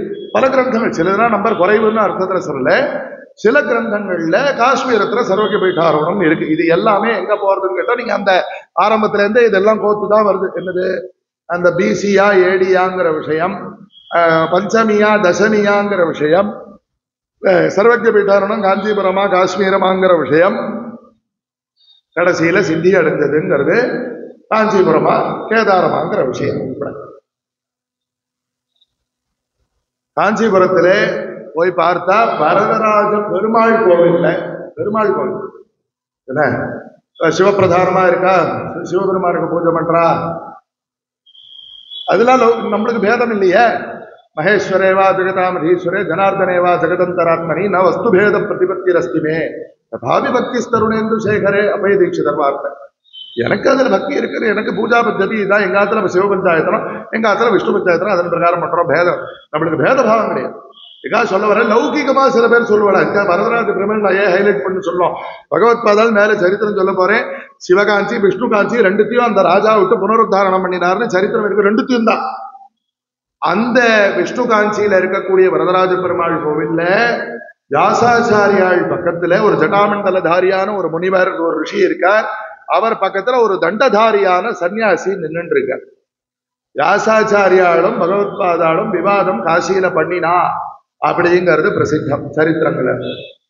அப்போ இது எங்க காஞ்சிபுரத்துல இருக்கக்கூடிய பெருமாள் கோவில்ல இது ஒண்ணு இருக்குன்னா, இன்னும் ஒரு படி இன்னைக்கு ஸ்ரீமடத்துல போனா வாசல்லையே உள்ள ரைட் சைட்ல நிறைய போட்டோஸ், அந்த போட்டோ எந்த கோவில்ல இருக்கு, இது என்ன குறிக்கிறது, அத்தனை ஏக தண்டத்தை தரிச்சுட்டு இருக்கக்கூடிய தபஸ்விகள் உடைய ரூபங்கள் அந்த ஊர்ல எங்க இருந்து ஏன் ஏற்படும்? காஞ்சிபுரத்துல பகவத்பாதன் வெறும்ன காமாட்சியை தரிசனம் பண்ணிட்டு போனார்னு சொன்னா அந்த இது சரித்திர பிரமாணம், கண்ணால போய் பார்க்கலாம் இல்லையா? கோவில்ல பிரத்யட்சமா இருக்கிற பிரமாணம் அந்த சிற்பங்கள் இந்த ஊர்ல சங்கர அப்படிங்கிற இந்த சங்கராச்சாரிய புரம் அப்படிங்கிறதான ஒரு கிராமம் சாசனமாயிருக்கு காஞ்சிபுரத்தை சுற்று வட்டாரங்கள். இந்த ஊர்ல இத்தனை ஒரு ஏகதண்ட சன்னியாசியினுடைய ரூபம், ஆதிசங்கரன் கீழே லேபிள் ஒட்டி இருக்கான்னு கேட்கப்படாது, அதனால இப்படி வார்த்தையை பிரயோகம் பண்றேன். ஏகதண்ட சன்னியாசிங்கிறது பார்த்தா தெரியும். இன்னும் எத்தனை கஷேத்திரங்கள் இருக்கு, எந்த ஒரு குறிப்பிட்ட கஷேத்திரத்திலேயே இத்தனை ஏகதண்ட சன்னியாசி சிற்பங்கள் இருக்காங்கிறத ஆராய்ச்சி பண்றவா ஆராய்ச்சி பண்ணி சொல்றாங்க. காஞ்சிபுரத்துல போனேன்னா கண்ணால எல்லாரும் பார்க்கலாம், ஆராய்ச்சி பண்றவா தான் பார்க்கலாம் இல்ல, எல்லாரும் பார்க்கலாம். ஸ்ரீமடத்து வாசல்ல இப்ப ரைட் சைட்ல உள்ள அந்த பக்கம் இருக்கிற பெரிய கேட், இந்த பக்கம் மெயின் என்ட்ரன்ஸ் இருக்கு. இங்க இருந்து உள்ள போய் நேரா போய் லெப்ட் சைட்ல அதிஷ்டானத்துக்கு திரும்புற இடத்துலயே அங்க நேரம் பெருசா இருக்கு, சிற்பங்கள்லாம் போட்டோ எல்லாம் போட்டு இருக்கு, எல்லாரும் போய் பார்க்கலாம். அதுக்கு மேல நான் அதை விஸ்தரிக்கிறேன். இதுக்காக சொல்லவரே காஞ்சிபுரத்துல இப்படி ஒரு ஏகதண்ட சன்னியாசியினுடைய ஒரு விசேஷமான சாநித்தியம் அத்தனை கோவில்கள்ல அவரை பத்தினதான ஒரு சிற்பத்தை வைக்கக்கூடிய அளவுக்கு அவருக்கு ஒரு பூஜ்யத்துவங்கிறது இருந்திருக்குங்கிறது கண்ணால பார்க்கக்கூடிய பிரமாணம்.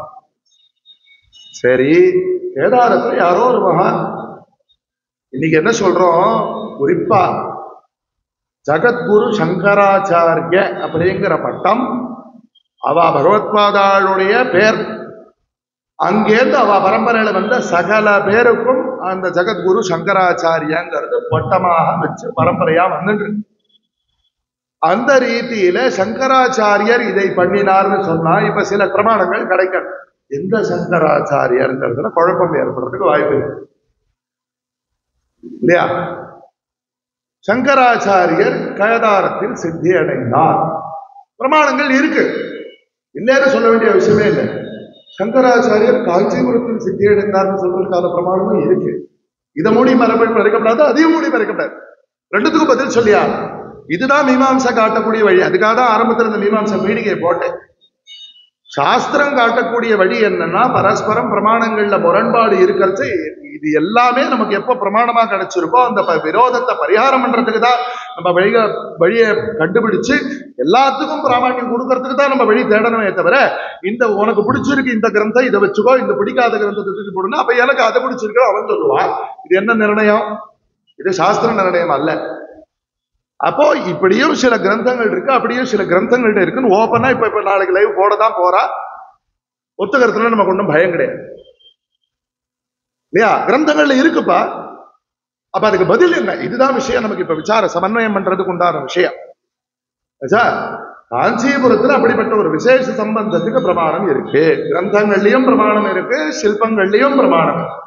கேதாரத்திலையும் ஒரு அவர் சித்தி அடைஞ்சாருங்கிறதுக்கான பிரமாணம் இருக்கு. ஒரு சங்கர விஜயம் காஞ்சிபுரத்துல சர்வஜ பீடாரோகணம்னு சொல்லிட்டு கேதாரத்துல சித்தின்னு சொல்லிட்டு, யாரும் காஞ்சி மட்டத்துக்காக சரித்திரம் எழுதுற இன்னொரு குறிப்பிட்ட இதுக்காக யாரும் அவளுக்கு கிடைச்சதை எழுதியிருக்கு.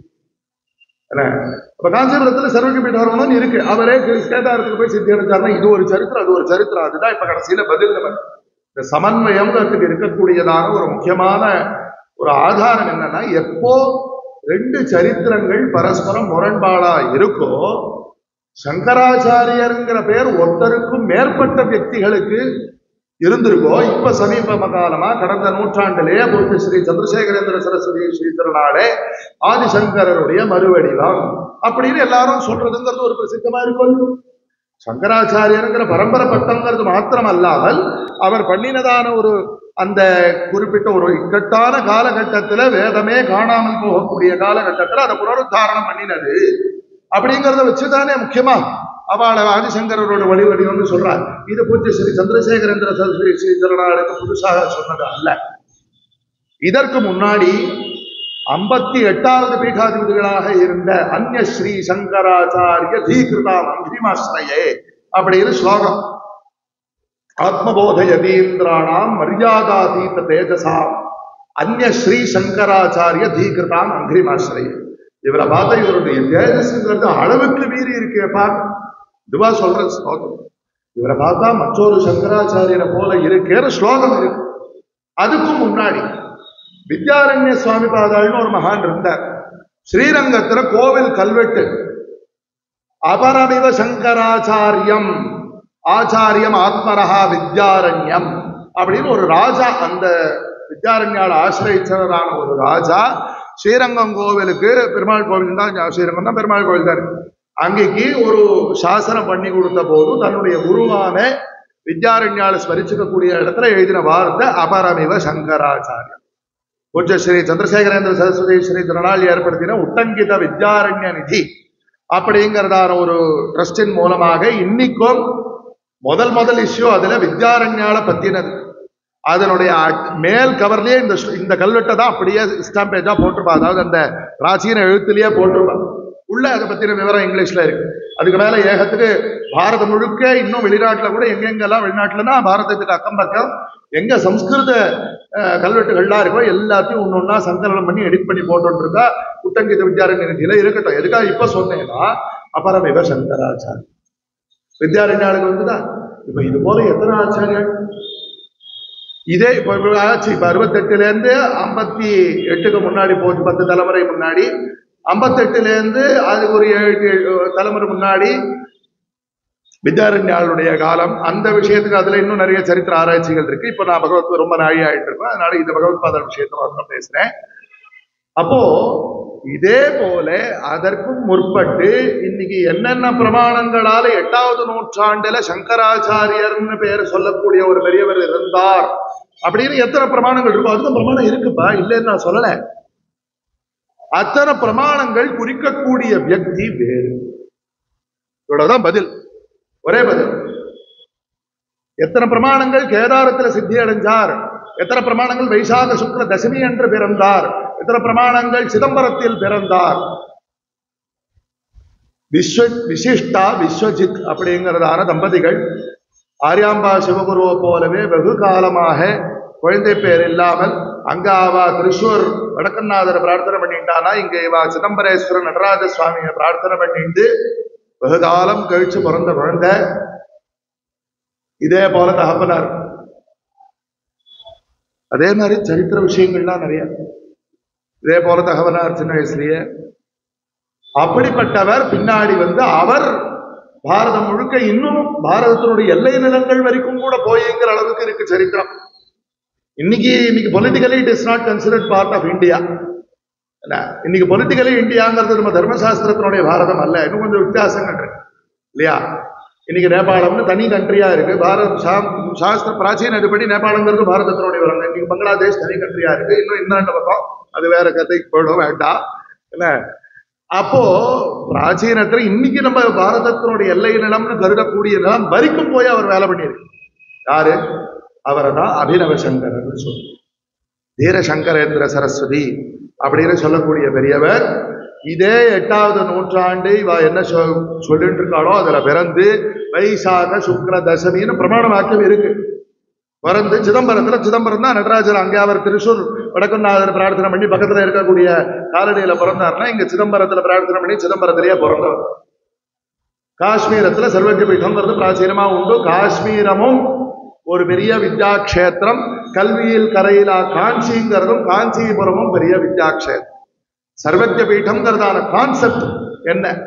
சகல வித்தியைகள்லையும் யார் எந்த வித்தியில என்ன கேள்வி கேட்டாலும் ஆட்சேபணம் பண்ணினாலும் அதற்கு பதில் சொல்லி தன்னுடைய சித்தாந்தம்னு ஏதாவது ஒண்ணு சொல்றதா இருந்தா அதை எந்த ஒரு ஆட்சேபனைக்கும் பதில் சொல்லி அதை ஸ்தாபிக்கக்கூடியதான ஒரு ஸ்தானங்கிறதுக்கு சர்வஜ்ய பீடம் தயார். பகவத் பாதாள் இப்ப மேல அந்த சரித்திரம் வந்துட போறது, அதனால நான் இப்ப ரொம்ப விஸ்தரிக்கல. அப்படி கல்வியில சிறந்ததான கஷேத்திரங்கள் பாரதத்துல அநேகம் இருந்திருக்கு. காசியும் அப்படிப்பட்ட க்ஷேத்திரம் தான், கல்விக்கு ரொம்ப முக்கியமான க்ஷேத்திரம் தான். காசிலையும் ஒரு காலம் ஏதாவது சர்வஜ்ய பீடம் வேற ஏதாவது கிரந்தத்துல இருக்கோ, இன்னி வரைக்கும் நம்ம கண்ணில் படலை. காஷ்மீரத்துல அப்படி ஒரு சர்வஜ்ய பீடம் இருந்து அங்க ஒரு சங்கராச்சாரியர்னு பேருடைய ஒரு மகான் சர்வஜ பீட்டாரோணம் பண்ணியிருந்தா நமக்கு ஒன்றும் அதுல ஆட்சேபனை இல்லை. அது ஆதிசங்கரர் பண்ணினதா இல்லையாங்கிறதா இப்ப விஷயம். கடைசியில நீங்க 2 பேர், எத்தனையோ பேர் இருந்திருக்காங்கிற பட்சத்துல 2 వ్యక్తిகள் ரொம்ப விசேஷமா இத்தனை சரித்திர பிரமாணங்கள், ஒரு சில சரித்திர பிரமாணங்கள் அங்க அந்த பிசியில போய் 6வது நூற்றாண்டுல 509 போயுமோ அங்க போய் விழறதாகும்.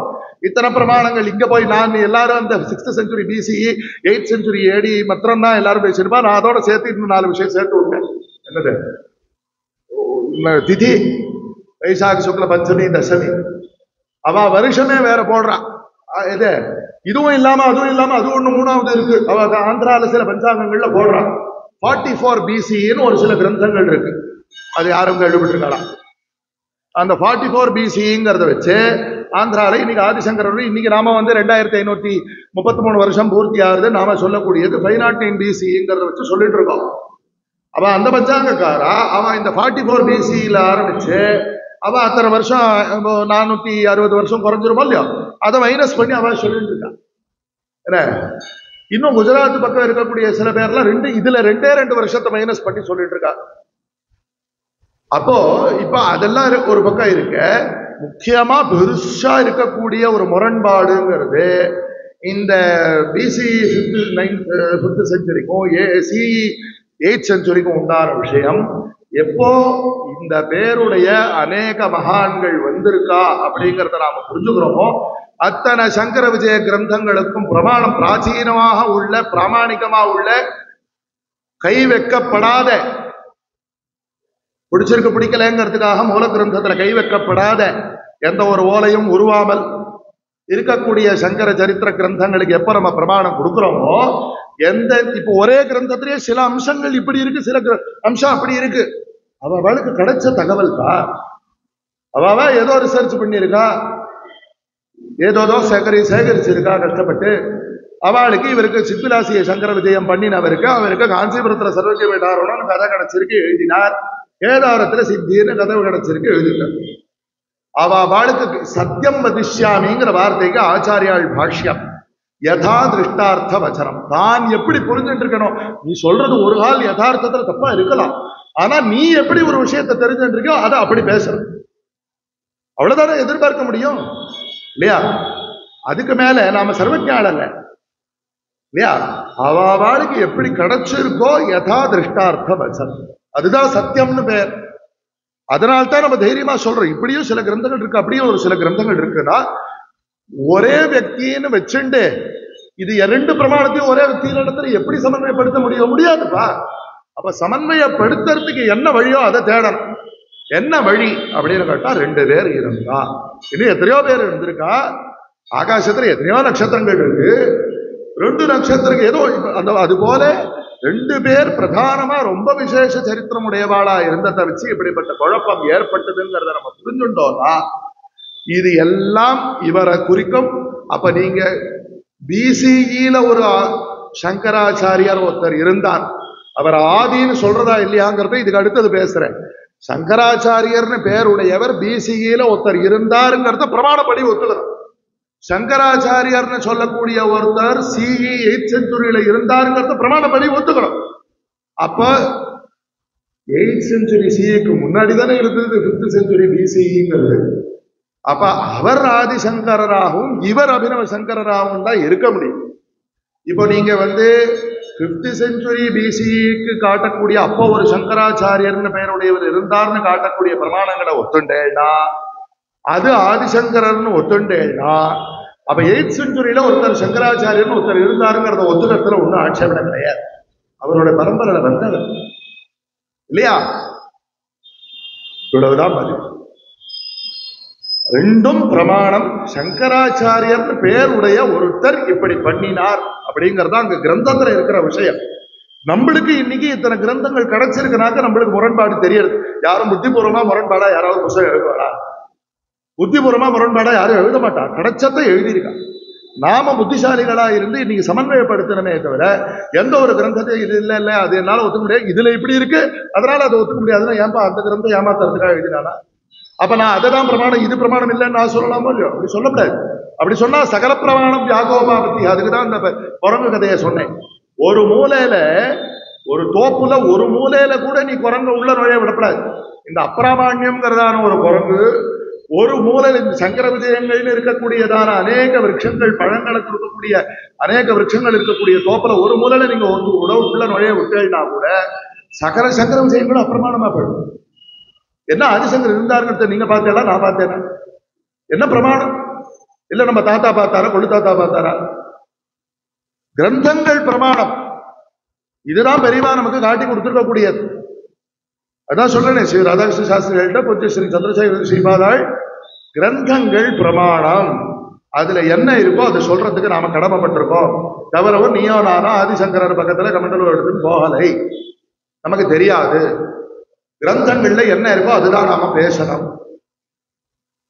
கிரந்தங்கள்ல இருக்கிறத சமன்வயப்படுத்தினதனுடைய பதில் சமன்வயம் எப்படி அப்படின்னு கேட்டா, ஒன்றுக்கும் மேற்பட்ட சங்கராச்சாரியர்கள் இருந்திருக்கா.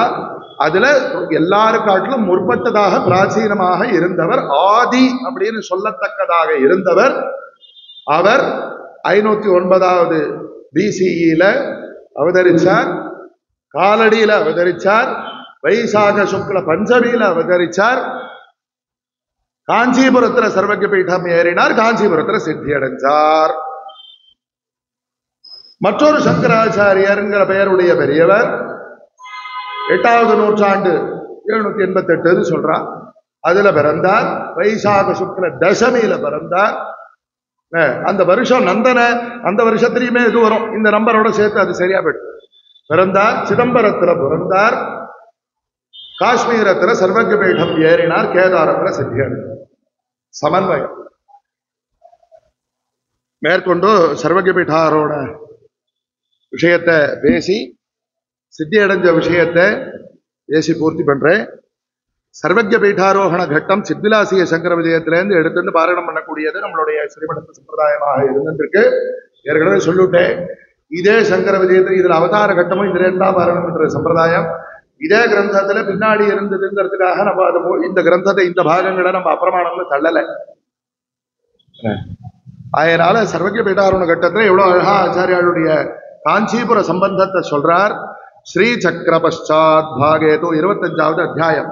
ஸ்ரீ சக்கர பஷாத் பாகேதோ காமாட்சியும் ஞான ரூபிணியும்.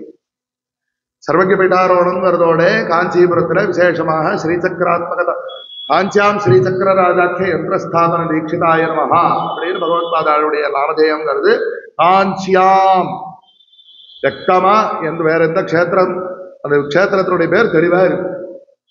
எந்த ஊர்னு விசாரம் பண்ண வேண்டிய விஷயம் இல்லாம காஞ்சியாம்னு தெளிவா இருக்கு. ஸ்ரீசக்கரத்தை ஸ்தாபிச்ச பிறகு அப்ப மூல காமாட்சியில இருந்த கலைகளை தான் ஆவாகனம் பண்ணி அந்த ஸ்ரீசக்கரத்துல இன்னைக்குதான் பெரியவா காரத்தால சொன்னா, இந்த திரிசதியில காமகோட்டி நிலையான்னு ஒரு பெயர் இருக்கு. எதற்காக காஞ்சிபுரம் காமாட்சி க்ஷேத்திரத்து கோவில்ல நம்ம இந்த விசேஷமான நிகழ்ச்சியை பண்ணியிருக்கோம்னா, இந்த அந்த 2 நாமம் திரிசதியில இருந்து பெரியவா சொன்னா. காமகோட்டி நிலையா ஷண்ணவத்யாம் பீடேஷு எத்திர ஸ்ரீசக்கரம் வித்தியதே தத் க்ஷேத்திரம் இத்தியர்த்தான் பகவத்பாத வியாக்கியானம் பண்ற. இந்த சக்தி பீடங்கள்ல ஸ்ரீசக்கர பிரதிஷ்டை தான் பண்ணினதான சக்தி பீடம்ங்கிறதுக்காக ஸ்ரீசக்கரம்னு மெனக்கிட்டாங்க எழுதுறாரு. காமகோட்டி நிலையாங்கிற வார்த்தைக்கு வியாக்கியானம். இதுதான் காமகோட்டின்னு சொல்லக்கூடியதான க்ஷேத்திரம். அந்த க்ஷேத்திரத்துல நிவாசம் பண்ணக்கூடியவள் அம்பாளுக்கு பெயர். மேல ஏஷனா ரஹிதாதிருதா. ஏஷனா அப்படின்னு சொன்னா உலக ரீதியிலான ஆசிரியர்கள் யாருக்கு விட்டு போறதோ அதுக்கு வியாக்கியானம் பரமஹம்ச சன்னியாசிகள். அப்படிப்பட்ட சன்னியாசிகள் எந்த பரதேவதையை ஸ்வஸ்வரூபேண நிரந்தரானுசந்தானேன சாட்சாத்கிருதா. வியாக்கியானம் ஆதிருதான அந்த பரமஹம்ச சன்னியாசிகள் அம்பாளை வழிபட்டுட்டு பூஜை பண்ணிட்டு போயிட்டாங்கிறது மாத்திரம் விஷயம் அல்ல. ஸ்வஸ்வரூபமாக தன் ஸ்வரூபமாக உள்ள இருந்து அவ ஸ்ரீவித்யிலே அவளுக்கு சம்பிரதாயம் உண்டு. அம்பாள் குரு தான் இது எல்லாத்தையும் அபேதமா பாவிச்சு அப்படின்னு ஒண்ணு உண்டு. அப்போ ஸ்வஸ்வரூபேண நிரந்தர அனுசந்தானேன சாட்சாத்கிருதம். ஏஷனாரஹிதாதிருதான் அந்த மாதிரி பரமஹம்ச சன்னியாசிகளுக்கு விசேஷமாக உபாசிய தேவதையா இருக்கப்பட்ட அம்பாள் காமாட்சி. ஆகையினால இந்த காமாட்சியினுடைய சந்நிதியில இந்த ஆசிரம ஸ்வீகார நிகழ்ச்சியை வச்சுட்டோம் அப்படிங்கிற ஒரு விஷயத்தை ஸ்ரீ சொன்னாள் நேற்றுக்கு சொல்லியிருக்கு. அதனால அந்த ஒரு ஸ்ரீசக்கரத்தினுடைய முக்கியத்துவங்கிறது மேல ஆனந்தகிரியத்திலேருந்து காட்ட போறேன். ஸ்ரீசக்கரத்தினுடைய முக்கியத்துவங்கள் பகவத் பாதாளங்க ஸ்தாபிச்சு காமாட்சியை விசேஷமா மறுபடியும் அப்ப மூல விக்கிரகத்துக்கும் உண்டான ஒரு பவித்திரத்துவத்தை வச்சு காமாட்சியும் ஞான ரூபிணியின் மறுபடியும் வார்த்தை அங்க ஏகாம்பரேஸ்வரர் அவருடைய பூஜைக்கு உண்டான விஷயங்களை விப்ரான் ஆதிஷ்ய பூயசா ஸ்ரீமத் வரதராஜஸ்ய நமஸ்யாயை நியுஜ்யத இதே போல வரதராஜருடைய பூஜைக்காகவும் விசேஷமான உபசாரங்கள்லாம் பண்ணி சர்வஜ பீடம் ஆரோடும் உத்சே தேசிகோத்தமா எதுக்காக பகவத் பாதால் தனக்கானே சர்வஜர்னு காட்டிக்கிறது என்ன விஷயம் காட்டிக்கிறது இது பெருமைக்காக விஷயம் கிடையாது அப்படிப்பட்ட ஒரு ஸ்தானத்துல இருந்து ஒருத்தர் பேசினா அது 10 பேர் கேட்பா எதற்காக மௌனத்தை அங்க மௌனவிரதம் கைலாசாச்சரத்துல அவர் மௌன வியாக்கியா பிரகடித பரபிரம்ம தத்துவம்னு இருந்துன்றதை விட்டுட்டு எதுக்காக பூமிக்கு வந்தோம் உபதேசம் பண்றதுக்காகத்தான் வந்தோம் உபதேசம் பண்ணாலும் ஜனங்கள் கேட்டுக்கணுமேப்பா அப்ப ஜனங்கள் நம்ம வந்ததான காரியம் இன்னும் நன்னா புஷ்டியா சாத்குண்யமாக இருக்கணும்னு சொன்னா இங்க நம்ம சர்வஜ பீடம் நம்மளுக்கு பேர் புகழ் இதெல்லாம் வேணுங்கிறது இல்லைனாலும் கூட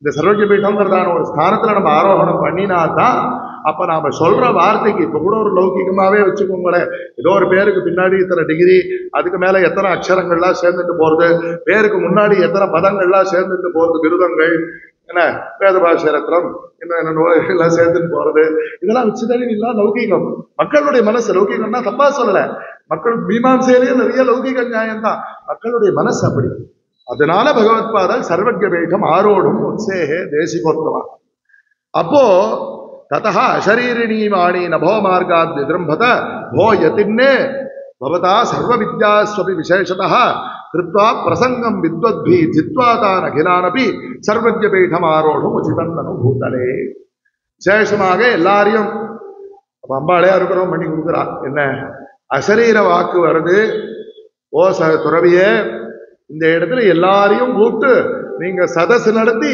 எல்லாரோடையும் விசாரம் பண்ணி எல்லாரும் லௌகிகமா நீங்களா உங்களுக்கு சகல யோகியத்தையும் இருக்கு என்ன அது எனக்கு தெரியும் எனக்குன்னா யாருக்கு காமாட்சி சொல்றான் எனக்கு தெரியும் லௌகிகமா அதை நிரூபிச்சாகணும் எக்ஸாம் எழுதி அதுல இருந்து ஒரு சர்டிபிகேட்டுக்கு வரது வர வேண்டி இருக்கு லௌகிகத்துக்கு ஆகையினால பிரசங்கம் வித்வத்பி வித்வான்களெல்லாம் கூப்பிட்டு பிரசங்கம் பண்ணி எல்லாரோடையும் வாதம் பண்ணி கடைசியில உங்களுடைய பாண்டித்யத்தை எல்லாரும் அவள்லாம் ஒப்புத்து நான் ஒப்புத்துக்கிறது இருக்கவே இருக்குப்பா அவ ஒப்புத்துக்கிறதால் வேண்டி இருக்குப்பா இல்லையா இது வாச்சம் சமாகர்ணிய கிஞ்சித் ஆலோசயன் நாஸ்தி ஆச்சாரியர் யோசிக்கிறா அப்போ தாமிரபர்ணி சரித்தீர வாசினோ விபுதாஸ்தரா இன்னும் வேற ஒரு கிரந்தத்துல பிரயாகராஜத்துலன்னு வந்தாலாம் கூட இருக்கு இப்படி ஒரு பெரிய விவாதம் நடக்க போறது அப்படிங்கிறத கேள்விப்பட்டு பிரயாகராஜத்துல இருந்து பண்டிதாள் வந்தாங்கிறது இல்லாம வேற சங்கர விஜயங்கள்ல இருக்கு இங்க விசேஷமாக இங்க சர்வஜ பீடம் மேல சர்வஜாத்மானு இந்த குழந்தை ஒரு குழந்தை இங்க இருந்து நேற்றுக்கு ஒரு குழந்தை வந்தாப்புல அது இதை விட இன்னும் சின்ன குழந்தை ஒரு 7 வயசு குழந்தை ஒரு குழந்தையோட சரித்திரம் இங்க அப்ப தாமிரபர்ணி சரித்தீர வாசினோ விபுதாஸ்ததா அவ எப்படிப்பட்டவாளா இருக்கான்னா 6 தரிசனங்களாகிய பெரிய கடல்களை கரை கடந்தவர்களாக இருக்கக்கூடிய பெரிய பெரிய பண்டிதர்கள் அவள்லாம் வந்து ரொம்ப வினயத்தோட பேசுற பிரதிபத்திய இதமோச்சேரி ரொம்ப வினயத்தோட வாதம்னு சொன்னா அப்படி ஆரம்பிக்கல நமஸ்காரம் பண்ணி சுவாமிகளே என்ன சொல்றா லோகத்துல எல்லாம் துவைத்தம் தான் சரின்னு தெரியறது நீங்க வேற நான் வேற நாங்க உங்களுக்கு நமஸ்காரம் பண்றோம் இல்லையா இதுல வந்து ஒருத்தன் வந்து புண்ணிய காரியம் பண்றான் ஒருத்தன் பாப காரியம் பண்றான் புண்ணியத்தை பண்ணினா சொர்க்கலோகத்தை அடையலாம் பாபத்தை பண்ணினா நரகத்தை அடையலாம் லோகத்துல பல பேரும் சில சுகத்தை அடையிறவா சில பேர் துக்கத்தை அடையிறவா சில பேர் இத்தனை வித்தியாசங்கள் இருக்கே இங்க எல்லாம் ஒன்றும் சர்வம் பிரம்மமயம் ரேரே சர்வம் பிரம்மமயம்னு சொல்றே எப்படி ஒத்துக்குது நியாயமான கேள்வி தானே பகவத் பாதால் அவளோட சாஸ்திரார்த்தங்களை காட்டி வேதம் முதலிய பிரமாணங்களை காட்டி ஸ்ருதி யுக்தி அனுபூதி வெறும் வேதத்தை மாத்திரம் காட்டினாக்க எல்லாரும்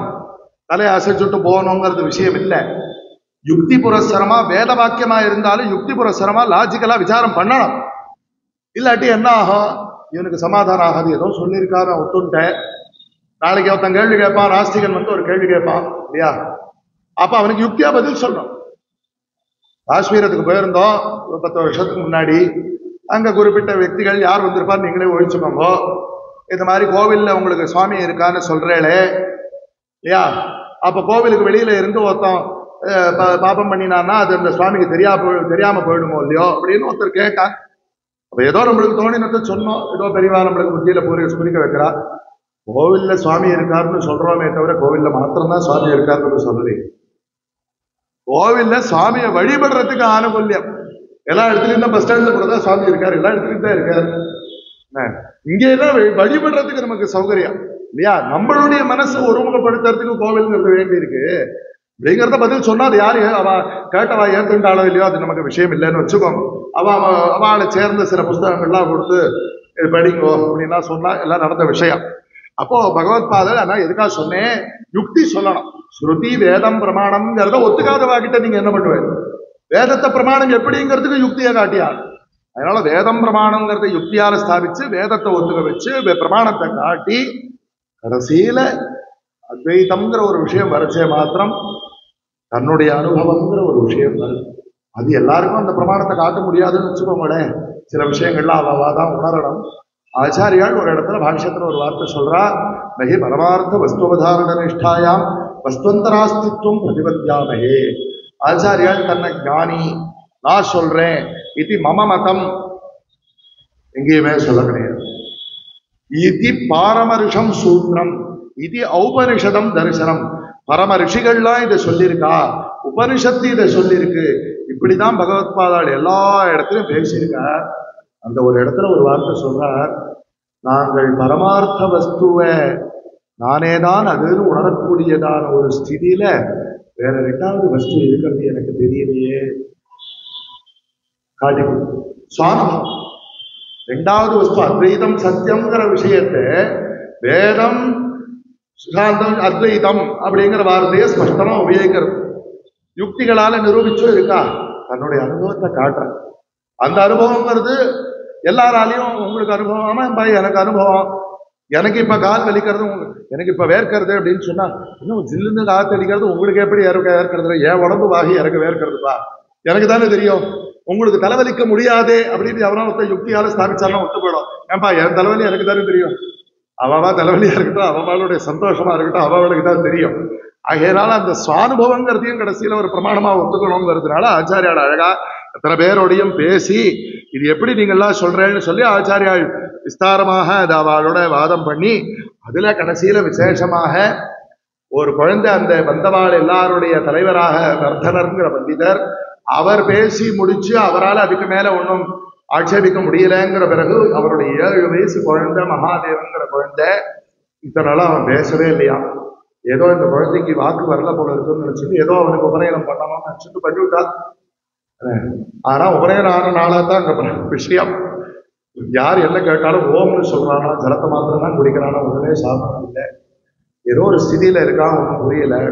அந்த குழந்தை இப்ப ஆச்சாரியால் முன்னிலையில வாயை திறந்து 3 நாள் பகவத் பாதாள வாதத்துல நிறுத்தி வச்சது இந்த குழந்தை. வாதை ரரோச்சி திரகம் அப்படின்னு சொல்லி 4வது நாள் பகவத் பாதாள் சொன்ன பதில வச்சு அந்த குழந்தை ஓம் அப்படின்னு சொல்லி நமஸ்காரம் பண்ணி என்ன சிஷ்யனாக ஏற்போம்னு சொல்லி. அப்போ தகப்பனாருக்கு ரொம்ப சந்தோஷப்பட்டு அந்த குழந்தைய பார்த்து, பாருங்க பகவத் பாதாள் சர்வஜ பீடம்னு ஏறக்கூடிய சமயத்துல 7 வயசு குழந்தை வந்து பேசினதுக்கு 3 நாள் மதிச்சு பேசியிருக்கார் பகவத் பாதாள். நீ யாரா வந்ததுன்னு லௌகிகமா கேட்பாடோ இல்லையா, இது என்ன குழந்தை கேட்கிற விஷயம் என்ன, நியாயமா இருக்கா, உட்கார் குழந்தை பேசு. 3 நாள் பகவத் பாதாள் அந்த குழந்தைக்கு வாரம் நேரம் கொடுத்து பேசியிருக்கா. 4ஆம் நாள் அந்த குழந்தை எனக்கு சிஷ்யனா ஏற்றுமோன்னு சொல்லுது. இவ்வளவு சந்தோஷமா இருக்கும் அந்த குழந்தை. அந்த குழந்தைய ஒரு தகப்பனார்கிட்ட கேட்டு இந்த விஷயங்கள்லாம் குழந்தைய பற்றி தெரிஞ்சுட்டு சந்தோஷப்பட்டு, நேற்றுக்கு ஒரு குழந்தை விஷயத்தை நம்ம பார்த்துருக்கோம், தகப்பனார் எல்லாம் பார்த்துருக்கோம், நான் ரொம்ப விவரிக்க வேண்டியது. அந்த தகப்பனாரோட அனுமதியோடு அந்த குழந்தைய தன்னுடைய சிஷ்யனாக பகவத் பாதாள் ஏற்றுட்டு அந்த சர்வஜ பீடாரோகணம்ங்கிற சமயத்துல வந்ததுனால அந்த குழந்தைக்கு சர்வஜாத்மா அப்படிங்கிற பேரை வச்சு, வயசுல ரொம்ப மூத்தவரான பகவத் பாதாளோட வயசுல மூத்தவர் பகவத் பாதாளோட சிஷ்யர் ஸ்ரீ சுரேஸ்வராச்சாரியான்னு சொல்லி இந்த குழந்தைய பார்த்துக்கோங்கோ, பாஷ்யாதிகள்லாம் சொல்லிக் கொடுங்கோ அப்படின்னு சொன்னதுனால ஸ்ரீ பகவத் பாதாள நம்மளுடைய காமகோடி பீடத்தினுடைய முதல் ஆச்சாரியாளாகவும், ஸ்ரீ சுரேஸ்வராச்சாரியோட 2வது ஆச்சாரியாளாகவும், ஸ்ரீ சர்வஜாத்மாவை 3வது ஆச்சாரியாளாகவும் சொல்லி ஸ்ரீ சந்திரசேகரேந்திர சரஸ்வதி ஸ்ரீபாதாள பகவத் பாதாளுடைய புனரவதாரம் சொன்னவன். அடுத்த ஆச்சாரியாள் சத்யபோதேந்திர சரஸ்வதி, நேற்றுக்கு வந்தவா சத்ய சந்திரசேகரேந்திர சரஸ்வதி, சர்வஜாத்மேந்திர ஸ்ரீஜனாளுடைய சிஷ்யர் சத்யபோதேந்திர சரஸ்வதி. அப்படி அந்த குழந்தை எதுக்காக இது சர்வஜ பீடம் பிரசங்கத்தினாலதான் சொல்றேன், ரொம்ப விஸ்தரிக்கிற வேற இடத்துக்கு போல. அப்படி அந்த சர்வஜ பீட்டாரோகணம் பண்ணி இப்படி எல்லாரும் ஒத்துண்ட பிறகு சர்வஜ கீதவாதித்ர நிர்கோஷைஹி ஜயவாத சமுஜ்ஜலைஹி ஜெய ஜெய சங்கர ஹர சங்கரன் எல்லாரும் கோஷம் பண்ணக்கூடிய சந்தர்ப்பத்துல ஆருரோக அத சர்வஜ பீடம் தேசிக பொங்கவ புஷ்பவிருஷ்டி பபாத அத பவுர்வாதா சுகந்தயா அப்படின்னு புஷ்ப வருஷம் பண்ணி வாசனையான காற்றுகள் வீசித்து இதெல்லாம் அவதார கட்டத்திலேயே இதே மாதிரி வரும். இதெல்லாம் சுப சகுனங்களாக சொல்லி இது ஸ்ரீமத் சித்விலாசிய சங்கர விஜய விலாசே ஸ்ரீ பகவத்பாதாச்சாரியாணாம் காஜ்யாம் சர்வகி பீடாருண கட்டோ நாம பஞ்சவிம்சதிதமோத்தியாயா அப்படிங்கிறதான ஒரு பாகம் பகவத்பாதாள் கடைசியில இதை அடுத்தது ஆனந்தகிரிய சங்கர விஜயத்திலேருந்து எடுத்து பகவத்பாதாளுடைய சித்தி பிரசங்கத்தை சொல்றேன். ஏற்கனவே சொன்ன பிரகாரம் சிவகாஞ்சி இது பட்டணம் நிர்மாய விஷ்ணுகாஞ்சி இது பிரசித்தம் பட்டணம் நிர்மாய ஸ்ருத நிர்மல ராஜசேன சோல க்ஷிதிபாலோத்ருத விப்ரதேவசால வரதஸ்ய ததா ஆம்ரநாயகஸ்யாபி உரு வேஷ்மத்வயகிருத் ஜயாய மேஸ்யாத் அப்படின்னு ஸ்ரீ சதாசிவ பிரம்மேந்திரால் சொல்றார். வரதராஜ சுவாமிக்கும் ஏகாம்பரேஸ்வரருக்கும் விசேஷமான வைபவமான ஒரு கோவில். அந்த காலத்துல ராஜசேன சோழன் அப்படிங்கிறவன் இந்த தொண்டை மண்டல பகுதியை சாசனம் பண்ணிட்டு இருக்கக்கூடிய ராஜாவாக இருந்திருக்கான். அவனை சொல்லி இந்த மாதிரி கோவிலை கட்டுவிச்சு அப்போ இங்க இந்த சரித்திரம் வருது பாருங்க. சர்வே தாமிரபர்ணி தடஸ்தாகா பாருங்க சமன்வயம். அது சித்விலாசிக சங்கர விஜய அரோத்தர் எழுதினது. இது அனந்தானந்தகிரிங்கிற பெரியவர் ஆரம்பிக்கிற சேவை. இவர் ஒரு ஆழ்திரி. இவர் இந்த கிரந்தத்தை படிச்சா எனக்கு ஆழ்திரிய சுவாமி தான் ஞாபகம் வரும். இவர் ஆரம்பிக்கிற துவனியே எப்படி அனந்தானந்தகிரிரகம் அப்பிரதிஹதாஜ்ஞஸ்ய பகவத சிஷ்யா. எவருடைய உத்தரவுக்கு ஒரு மறுபேச்சு கிடையாதோ அப்படிப்பட்ட குருநாதருடைய சிஷ்யர் தன்னுடைய குருவின் பேர்ல ஒரு பக்தியை காட்டுறார். இது அங்க பாகவதத்துல அம்பாள் சொல்ற வார்த்தை பவித்ர கீர்த்தியும் தம் அலங்கிய சாசனம். சர்வேஸ்வரனுடைய உத்தரவுங்கிறதான் மீற முடியாது. ஏதஸ்யவா அக்ஷரஸ்ய பிரசாசனே கார்கி யாவா பிருத்திவியோ விதிருதே திஷ்டதா. இன்னைக்கு யூடியூப்ல பார்த்தா இந்த இன்னைக்கு வரைச்ச எதேச்ச வேற ஏதோ திறக்க போற ஏதோ ஒரு வீடியோ வரும்.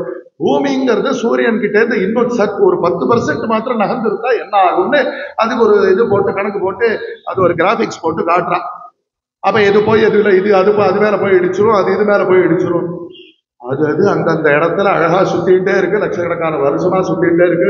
எந்த ஒரு கிரகமும் ஒரு கிரகத்துக்கு மேல மோதி கொண்டு ஆகலைன்னா அது அக்ஷரஸ்ய பிரசாசனம். அந்த பரமாத்மாவனுடைய கட்டுப்பாட்டுனாலே இன்னைக்கு கிராவிட்டின்னு சொல்றா வாஸ்தவம் தான். அந்த கிராவிட்டி பிரகாரம் இந்த பூமி சித்த இன்னாண்டு அண்ணாண்டு இருந்ததுன்னா போய் மோதிரும்.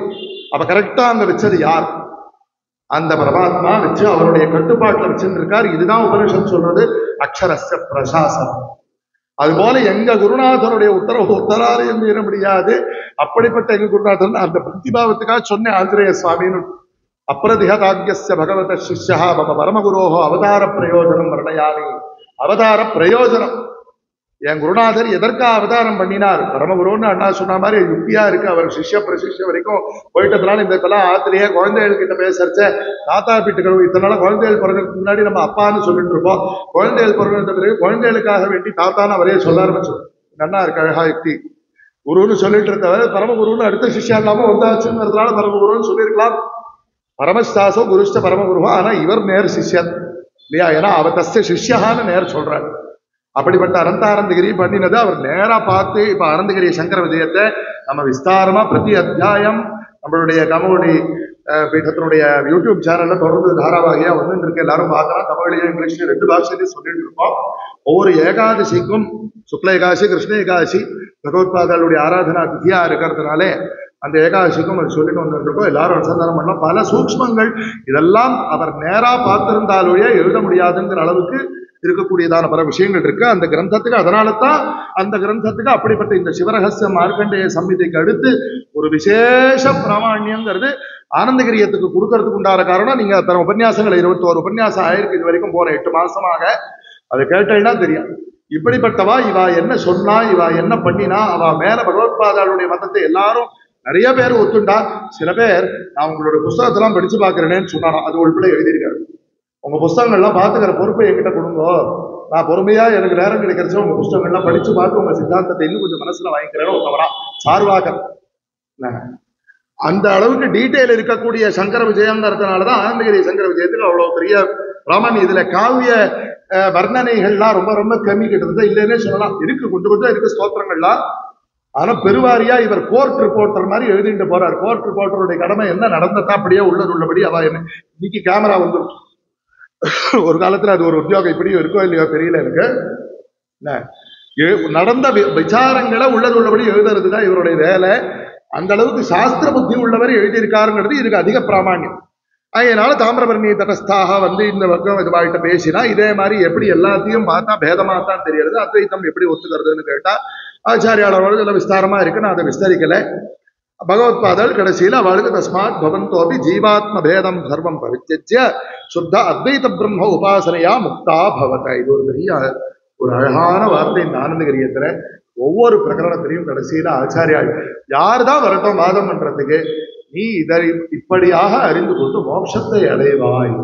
இந்த வார்த்தையை சொல்றான். அவ வார்த்தையால கேட்டுக்கிறதுக்கு யார் அவ நாஸ்திகளாவே இருக்கட்டும், இன்னும் வாமாச்சாரமாவே இருக்கட்டும், அவெல்லாம் கொடுத்து வச்சு முக்தா பவத மோட்சம் அடைவீர்கள்னு உத்தரவு. லோட் பவத்த இல்ல பவத்த அடைவீர்கள்னு அனுகிரகம் பண்றான் ஆசிஷி லோட்.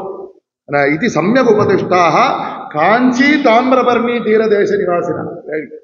தாமிரபரணி தீரத்திலேருந்து வந்தவா மாத்திரம் இல்லையா, அங்கேயே இருக்கிறவா காஞ்சிபுரவாசிகள்லாம் இருந்தாலும் இல்லையோ சுத்த அத்வைதாஸ்ரிதா பபூன்னு சொல்லிட்டு மேல அந்த காஞ்சிபுர கஷேத்திரத்தினுடைய விசேஷத்தெல்லாம் சொல்றச்சே உமாசகாயம் பரமேஸ்வரம் பிரபும் திரிலோச்சனம் நீலகண்டம் பிரசாந்தம் ஜாத்தா முனிர்கச்சதி பூதயோனின் சமஸ்த சாட்சம் தமச பரஸ்தாத்துன்னு இருளுக்கு, இந்த சம்சார இருளுக்கு அப்பாற்பட்டதான அந்த பரம்பொருள் ஸ்ரீ காமாட்சி தேவீசநாத ஸ்ரீமத் ஏகாம்பரநாதராக. அந்த இடத்துல ஒரு அபூர்வமான வார்த்தை பகவத் ஏகாம்பரேஸ்வரரை பத்தினதான ஒரு அபூர்வமான வார்த்தை. சர்வஜ அசாவசேஷ ஸ்ருதி நீவிராதராது புராரி ஆராதயத்தே சிராயாம்னு ராஜசூடானந்தி தீட்சிதனுடைய சங்கராபியுதயத்துல ஒரு வார்த்தை அசேஷ ஸ்ருதி நீவிகின்னு போட்டிருக்கேன். என்னடா இந்த நீவிக்கு என்ன அர்த்தம்னு நாம கோஷத்தை எடுத்து டிக்ஷனரி எடுத்து பார்த்தா மூலதனம்னு போடும். டிக்ஷனரி எடுத்து பார்க்குற அளவுக்கு அது ஒரு அபூர்வமான வார்த்தை. சகல வேதத்தினுடைய மூலதனமாக இருக்கக்கூடிய பரமேஸ்வரன் எந்த காஞ்சிபுரத்தை விசேஷமாக ஆராதிக்கிறாரோ, பரமேஸ்வரன் காஞ்சிபுரத்தை ஆராதிக்கிறாரோ. வார்த்தை அவர் போட்ட வார்த்தை நாசரன். என்ன ஆராதிக்கிறார்னு என்ன ஆசையா இந்த ஊர்ல இருக்கணும்னு இருக்கார், அதுதான் அவர் ஆராதிக்கிறார். காஞ்சிபுரியும் கரியசீம் அப்படிப்பட்டதான காஞ்சி கஷேத்திரத்திலே உமாசகாயம் பரமேஸ்வர் அந்த காமாட்சியானவள். அடுத்த மேல ஸ்லோகம் காட்டுறார். கேனோபனிஷத்துல என்ன சொல்லிட்டு அந்த பரமேஸ்வரனை தெரிஞ்சுக்க முடியலையேன்னு இந்திரன் வருத்தப்பட்ட போது அந்த சுவாமி எங்க இருந்தாரோ அந்த இடத்துல சுவாமியை நெருங்கி போய் தெரிஞ்சுக்கணும்னு போறான் இந்திரன். சுவாமி அந்தர்தானம் ஆயிட்டார். ஒரு ஜோதி ரூபமா வந்தாருன்னா திருவண்ணாமலை மாத்திரம் இல்லை, இது எங்க சரித்திரம் எந்த ஊர்ல நடந்ததெல்லாம் உபநிஷத்தம்னு சொல்லல. ஜோதி ரூபமாக ஒரு சுரூபம் தெரிஞ்சது. அது என்னன்னு அக்னியாதி தேவதைகள்லாம் பிரயத்தனப்பட்டு சாத்தியப்படாமல் போய் இந்திரனே நீங்க தானே எங்களுக்கு ராஜா, கடைசியில் எங்களால முடியல, நீங்க போய் பாருங்கன்னு சொல்லி இந்திரன் அனுப்பிச்சு இந்திரன் போய் கிட்டக்க நெருங்கரிச்சே ததஸ்மாத் திரோததே காணாமல் போயிடுது. என்னடாது அப்படின்னு பார்க்கச்சே தஸ்மின்னேவாகாஷே அதே இடத்துல ஸ்திரியம் ஆஜகாம பகுசோபமானாம் உமாம் ஹைமவதி. உமா ஹிமவத் புத்திரியான உமாதேவின்னு வேதம் சொல்றது. இமவானுடைய மகளாக பிறந்தான்னு புராணத்துல தான் இருக்குன்னு இல்லை, வேதம் சொல்றது, கேனோபனிஷத் சொல்றது. அதனால தான் அந்த இடத்துல சூகி நளினி சுப்ரூஹுங்கிற இடத்துல பாஸ்கர் ராய் வியாக்கியானம் அவ்வளோ அழகான முகத்தை உடையவள்னு மாத்திரம் சொல்லிட்டு போல, மேலோட்டமான வியாக்கியானம் பண்ணிட்டு போல. சோபதேச முகஞ்சேவம் வேதேதி ஸ்ருதேகே. சோபேனா என்னப்பா அப்படின்னா ஞானம்தான் வாஸ்தவமான அழகு. அந்த ஞானம் எங்க இருக்கோ அந்த ஞானம் முகத்தில் அகத்தின் அழகு முகத்தில் தெரியும்னு சொன்னா அந்த ஞானம் அம்பாளுடைய சுரூபமாக சோபிக்கிறது. அதனால அந்த பிரம்ம வித்யாஸ்வரூபிணியான அம்பாள் அந்த இடத்துல இருந்து அவனுக்கு இதுதான்ப்பா பரமாத்மான்னு உபதேசம் பண்ணினார் சொல்லியிருக்கு. அப்படிப்பட்ட அம்பாள் தான் இந்த காஞ்சிபுரத்துல காமாட்சியா இருக்கா. யாசே தேவி சர்வபூதேஷு ஞானரூபேண சம்ஸ்திதா நமஸ்தஸ்யே நமஸ்தஸ்யே நமஸ்தஸ்யே நமோ நம இது மார்க்கண்டேய புராண சத்பாவாச்சா தஸ்மாத் பராதேவதா காமாட்சி தத் பிரபஞ்ச விபவான்னு சொல்லி அந்த காமாட்சியினுடைய சந்நிதியில சர்வேஷாம் தரிசனாதேவ மோட்சபல பிராப்தையே ஸ்ரீசக்கரம் பிரபவதி. அந்த காமகோட்டி நிலையா அப்படின்னு சொல்லக்கூடியதான அந்த க்ஷேத்திரம், அந்த அம்பாளுக்கு முன்னாடி இருக்கக்கூடிய அந்த ஸ்ரீசக்கரத்தை தரிசனம் பண்ணிக்க மாத்திரத்தினாலே மோட்ச பரியந்தமான சகல புருஷார்த்தங்கள் காம கோடி அப்படிங்கிற வார்த்தைக்கு அநேக அர்த்தங்கள் பண்ணலாம். தர்ம அர்த்த காம அப்படிங்கிறத தாண்டி கோட்டியில இருக்கக்கூடியது மோட்சம். காமத்துக்கும் அப்பாற்பட்டதான கோட்டியில இருக்கக்கூடிய மோட்சம் தான் காமகோட்டி சப்தத்துக்கு அர்த்தம்னு ஒண்ணும் நம்மளுக்கு எல்லாருக்கும் உடனே ஆசை வந்துடுறதா? கோட்டி காமனைகள் நமக்கு இருக்கு, சரிப்பா பரவாயில்லைக்கு வா, கோட்டி காமனைகளை அம்பாள்கிட்ட வந்து சொல்லு இல்லையா? ஆச்சாரியால் பாஷ்யத்துல ஒரு இடத்துல சொல்றார், இந்த சின்ன விஷயங்கள்லாம் போய் சுவாமி கிட்ட பிரார்த்தனை பண்ணுவாளா அப்படின்னு சில பேருடைய ஒரு எண்ணம். ஆச்சாரியால் சொல்றது என்னன்னா, நகி ஏதே பலாய பிரம்மோபாசியம், சின்ன பலன் பெரிய பலன், இவ்வளவு பெரிய பலன், இவ்வளவு பெரிய பலனுக்கு ஏதாவது ஒரு இது இருக்கான, ஒரு சைஸ் இருக்கான, இத்தனை கிலோ பலன் என்ன வேணும்னா தான் சாமி கிட்ட போகலாம் இல்லையா? அதாவது ஒரு பெரிய பதவியில இருக்கா, தேசத்துக்கே ராஜாவா இருக்கா அப்படின்னு சொன்னாலும் கூட அவாவா குழந்தைகள் ஒரு முட்டாய் வேணும்னா கூட தன்னுடைய தேசத்துக்கு ராஜாங்கிறது அந்த குழந்தைக்கு விஷயம் கிடையாது, தன்னுடைய அப்பா தன்னுடைய அம்மா. அப்ப சர்வேஸ்வரன்கிறவர் சகல லோகத்துக்கு ராஜாவா இருந்துட்டு போட்டவே, நம்மளுக்கு அப்பா அம்மா தானே. அப்ப இன்ன பலனைத்தான் சர்வேஸ்வரன்ட்ட கேட்கலாம்ங்கிறதுலாம் ஒண்ணுமே கிடையாது. உனக்கு என்ன ஒண்ணுமாப்பா, எனக்கு பஸ்ஸுக்கு டைம் எழுதி எனக்கு போனேன்னா அப்புறம் லேட் ஆயிடும், எனக்கு அந்த பஸ்ஸை பிடிச்சு கொடுக்கும் சர்வேஸ்வரன்ட்ட பிரார்த்தனை பண்ணிட்டா கூட தப்பு கிடையாது. அப்போ அந்த ஒரு விஷயத்தை வச்சு ஆச்சரி கீதே பலம், இவ்வளவு பலன் வந்தா தான் சுவாமி கிட்ட கேட்கறோங்கிறது கிடையாது ஆச்சாரியாளுடைய பாஷ்யவார். அதனால கோடி காமனைகளா இருந்தாலும் யார் யார்கிட்டயோ சதாசிவபிரமேந்திரால் ஒரு இடத்த சொல்றார், பத்திர புஷ்ப பலமாத்திர சுரவே காமித பலதே பிரபோஸ்திதே சாம்பே. சாம்ப பரமேஸ்வரனுக்கு ஒரு இலை, யாவருக்குமாம் இறைவருக்கு ஒரு பச்சிலைன்னு சொன்னார். ஒரு வில்ல பத்திரமோ இலை பச்சிலைன்னு சொன்னா நீங்க ரெண்டு, இறைவருக்கு ஒரு பச்சிலை, இப்பதான் வருஷம் ஒரு பண்ணிக்கிற வியாக்கியானம் பண்ணு. பச்சிலைன்னு சொன்னா நீங்க வெல்வ பத்திரம்னு வச்சுக்கலாம், துளசி பத்திரம்னு வச்சுக்கலாம், பச்சை இலை ரெண்டுவே. அதனால அவன் வாளுக்கு என்ன இஷ்ட தேவதையோ அந்த இஷ்ட தேவதை இடத்துல ஒரு இலை, ஒரு உத்தரணி தீர்த்தம், இத மாத்திரம் கிடைச்சுண்டு வாங்கிட்டு சந்தோஷப்பட்டு உனக்கு வேண்டிய சகல பலனையும் கொடுக்கிறார்.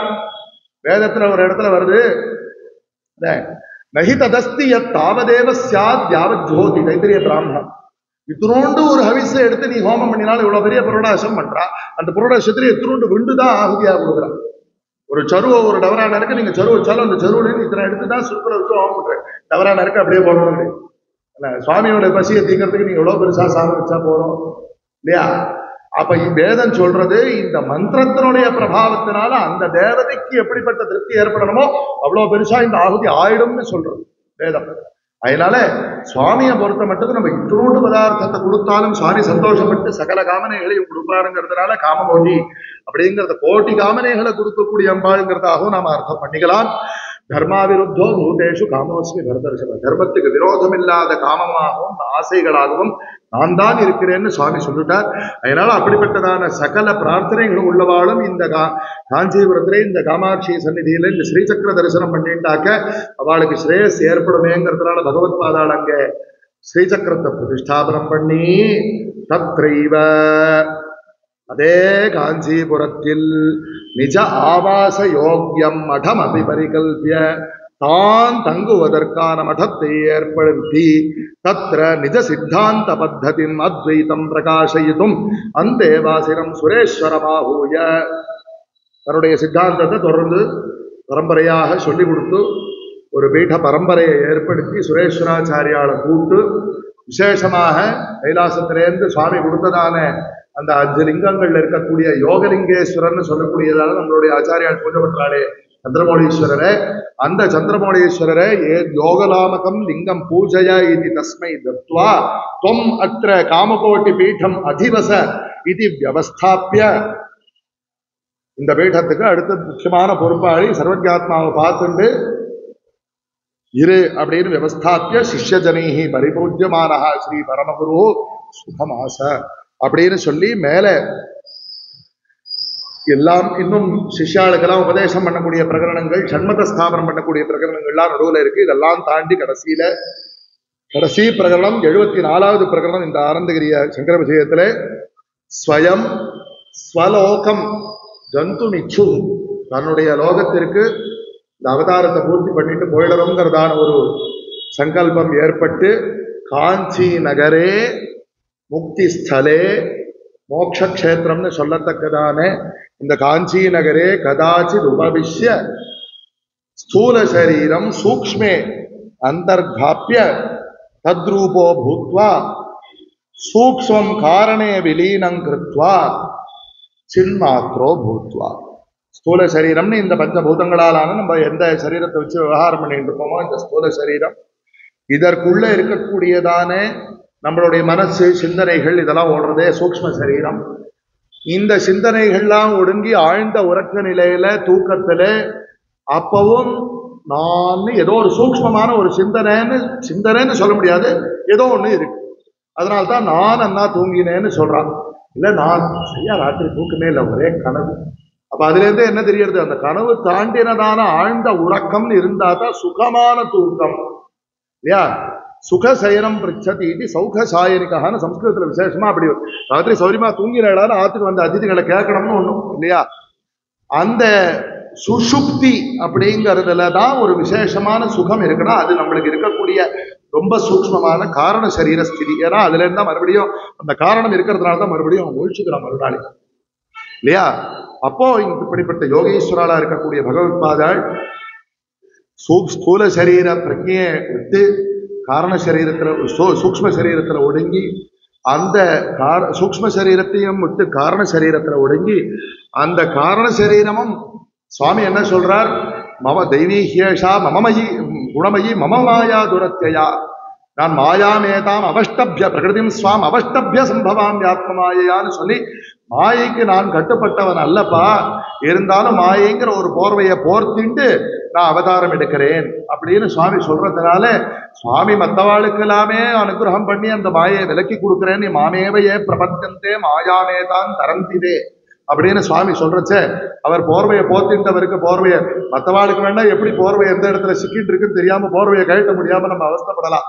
போர்வையை போத்தின்றவர் தாம் போர்வையை கழட்டிக்கிறதுக்கு அவருக்கு தெரியாதா, ஆகையினால அந்த காரண சரீரத்தையும் கழட்டி போட்டு சின்மாத்ரோ பூத்வா அங்குஷ்ட மாத்திர புருஷா மத்திய ஆத்மனி திஷ்டதி, இந்த ஹிருதயத்துக்குள்ளே அங்குஷ்ட மாத்திரம் ஒரு கட்டை விரல் அளவுக்கு பரமாத்மா இருக்காருன்னு தகர வித்தியார தியானம்னு சொல்றது.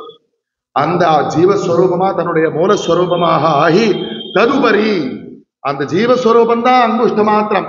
அந்த அங்குஷ்டம் ஜீவனுக்கும் கூட வாஸ்தவமான சைஸு கிடையாது, அளவு கிடையாது. ஒரு அங்குஷ்டம்னாக்க யானைக்கு யானையோடைய விரல் அளவுக்கு இருக்குமா, கொசுவுக்கு கொசுவோடைய விரல் அளவுக்கு இருக்குமா எல்லாம் விசாரம் பண்ணிட்டு.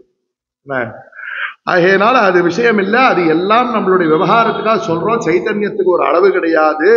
பூர்ணம் அகண்ட மண்டலாகாரம் ஆனந்தம் பிராப்பிய சர்வ ஜகத் வியாபக ரூப சைத்தன்யம் அபவது, சகல ஜகத்தையும் வியாபித்திருக்கும் சைத்தன்யமாக ஆனார். சர்வ வியாபக சைத்தன்ய ரூபேண பகவத்பாதல் சித்தியாயிட்டாரன்னு நினைச்சுக்க வேண்டாம்னு நமக்கு அனுகிரகம் பண்ணி ஆனந்தகிரி ஆச்சாரியால் சொல்லக்கூடிய அனுகிரக ஸ்லோகம். சர்வ வியாபக சைத்தன்ய ரூபேண அத்யாபி திஷ்டதி, இன்றும் அந்த பகவத்பாதாள் அவளுடைய சிஷ்யாச்சாரியாள் ரூபமாக இருக்காங்கிறது ஒண்ணும். நம்மளால எப்பொழுதுமே அவ பக்கத்திலேயே இருந்துட்டு இருக்க முடியறதுல அவளுக்கு விவகாரங்கள் இருந்துட்டு இருக்கு. ஒவ்வொருத்தருக்கும் ஒரு குடும்பம், ஒரு வாழ்க்கை, ஒவ்வொரு ஊர்ல இருக்கும் இல்லையா. இது எவ்வளவு ஆறுதலான ஒரு வார்த்தை. அப்படிப்பட்ட கருணாமூர்த்தியா ஆனந்தகிரியா சொல்றேன் நான். இப்போ என்ன ஆறுதல் கொடுக்கிறார், சர்வ வியாபக சைத்தன்ய ரூபமா. அவர் அன்னைக்கு சர்வ வியாபக சைத்தன்யத்துல தன்னைத்தானே லயம் பண்ணிட்டாரே, அந்த சர்வ வியாபக சைத்தன்யம் எங்கேயாவது போயிடுத்தா. அத்யாபி திஷ்டதி சயேவ சங்கராச்சாரியா, வேற சங்கராச்சாரியருங்கிறதுலாம் ரூபம். சயேவ சங்கராச்சாரியா குருர் முக்தி பிரத சதா, சஜ்ஜனங்களுக்கு மோட்சம் கொடுக்கறதுக்காகவே அதே சங்கராச்சாரியர் இன்னைக்கும் இருக்கார் அப்படிங்கிறத சொல்லி அவர் கிரந்தத்தை பூர்த்தி பண்றார். ஆனா பகவத்பாதாள், இது பகவத்பாதாளுடைய பாரமார்த்திக ஸ்வரூபத்தை சொன்ன ஸ்லோகம். ஒரு ஸ்லோகத்தை இங்க நான் சொல்றேன். இது இதற்கு முந்தின அத்தியாயத்துலதான் இவர் கொடுத்திருக்கார். இருந்தாலும் இது விசேஷமாக இந்த ஸ்லோகத்தை எப்படி பகவத்பாதாளுடைய ஷட்பதி ஸ்தோத்திரத்துல நாராயண கருணாமய சரணங் கரபாணி தாபகௌ சரணௌ இது ஷட்பதி மதியே வதன சரோஜே சதாவசத்தோன்னு நாராயணா கருணாஸ்வரூபா உன்னுடைய சரணங்களை நான் சரணமாக என்னுடைய அடைக்கலமாக நான் வைத்துக் கொள்ளேங்கிற வார்த்தை நம்மளுக்கு எப்பொழுதும் இருந்துட்டே இருக்கணுங்கிற பிரார்த்தனை அங்க பகவத்பாதாள் எப்படி சொன்னாரோ அதுபோல பகவத்பாதாள் விஷயத்துல அவளுடைய சிஷ்யரான இந்த அனந்தானந்தகிரி சொன்னதான ஸ்லோகத்தை நான் சொல்றேன், பதம் பிரிச்சு சொல்றேன், எல்லாரும் பின்னாடி வாங்கி சொல்லுங்க. ஸ்ரீ சங்கராச்சாரிய குரும் பராத்பரம் பஜாமஹே சந்ததம் இஷ்டசித்திதம் இதி ஈரயந்தஹ பிரணிபத்ய சாதரம் தாதாத்ம்யகாஹ ஸ்யுஹு விகத விதாபயா. அதாவது ஸ்ரீ சங்கராச்சாரிய குரு பராத்பரமாக சகலத்துக்கும் அப்பாற்பட்டவராக, ஆனால் நம்மளை போல இருக்கக்கூடிய பக்தாளுக்கெல்லாம் இறங்கிங்கிறதுக்கு தமிழ்ல இடையினராகவும் சரி வல்லினராகவும் சரி, இறங்கின்னு இடையினராவா போட்டுட்டா கருணை காட்டின்னு அர்த்தம், வல்லினராவா போட்டா அவதரிச்சுன்னு அர்த்தம். ரெண்டும் உண்டு. அவதரிச்சிருக்கா, அதனால்தான் சம்போரமூர்த்தி சரதி புவனை என்ற அளவும் சரதி சஞ்சரிக்கிறார். சங்கராச்சாரியன்ற பெயரை கொண்ட ஆச்சாரிய சுவாமிகள் வடிவமாக இன்றைக்கும் சஞ்சரிக்கிறார்ங்கிறத சரத்தின்னு வார்த்தையை போட்டார். அந்த ஸ்வரூபமாகவும் இருந்து சந்ததம் இஷ்ட சித்திதம். நம்மளுக்கெல்லாம் எத்தனையோ பிரார்த்தனைகள் இருக்கு, எல்லாரும் நேரடியா மோட்சத்தை போய் கேட்கல. பகவான் இடத்துலையா இருக்கட்டும், குரு இடத்துலையா இருக்கட்டும், நம்மளுக்கு இருக்கக்கூடிய குடும்ப கஷ்டங்கள் நிவர்த்தி ஆகணும், நம்மளுக்கு என்னென்ன சுகங்கள்லாம் கிடைக்கணும், சந்தோஷங்கள் கிடைக்கணும், செல்வ செழிப்பு கிடைக்கணும், அப்படிங்கிறதான பிரார்த்தனைய நம்ம எந்த ஆச்சாரிய இடத்துல வைக்க முடியுமோ அப்படிப்பட்ட சங்கராச்சாரிய குருவை சந்ததம் பஜாமஹே, அப்படிப்பட்ட சங்கராச்சாரியரை தொடர்ந்து நாங்கள் வழிபடுகிறோம்னு சொல்லக்கூடியதான இந்த ஸ்லோகத்தை யார் பக்தியோட நமஸ்காரம் பண்ணி சொல்லிட்டே வராளோ அவா கடைசியில இப்படிப்பட்டத பலன்கள்லாம் கிடைச்சு கொஞ்சம் கொஞ்சமா பக்குவப்பட்டு, அங்க தேவி பாகவதத்துல அந்த ராஜாவுக்கு அம்பாள் அனுகிரகம் பண்றது, நீ இப்படிப்பட்ட ஸ்தானத்தெல்லாம் அடைஞ்சு இப்படிப்பட்ட உயர்ந்த ஸ்ரேயஸெல்லாம் அடைஞ்சு கடைசியில என்னிடத்துல வந்து சேருவேங்கிற பரியந்த அம்பாள் கொண்டு போய் முடிச்சான். அந்த சமாதிங்கிறவன் நேரடியா சமாதிக்கு போயிட்டான், அவனுக்கு வேற அனுகிரகம். இவன் வந்து கேட்டான், இதெல்லாம் வேணும்னு கேட்டான். கேட்டவனுக்கு இதை கொடுத்து கடைசியில எனக்கு இடத்துல வந்து சேருவேங்கிற பரியந்த அம்பாள் அதையும் சேர்த்து அனுகிரகம். அது அம்பாளுடைய கருணை. பவானி துந்தாசை இத்தியாதி சௌந்தர லஹரியில விஸ்தாரம். ஆகையினால இந்த பிரார்த்தனைகள் எல்லாம் கிடைக்க பெற்று, தார்மீகமான பிரார்த்தனைகள் கிடைக்க பெற்று கடைசியில த்விதா பயம், இரத்வைத்தம்னு சொல்லக்கூடிய திதியாத்வை பயம் பவதி, வேற ஒரு வஸ்துன்னு ஒண்ணு இருந்ததுங்கிற எண்ணம் இன்னைக்கு இருக்கு. அதனால நமக்கு இது வேணும் அது வேண்டாங்கிறதான ஒரு எண்ணங்கள் வந்துட்டு இருக்கு.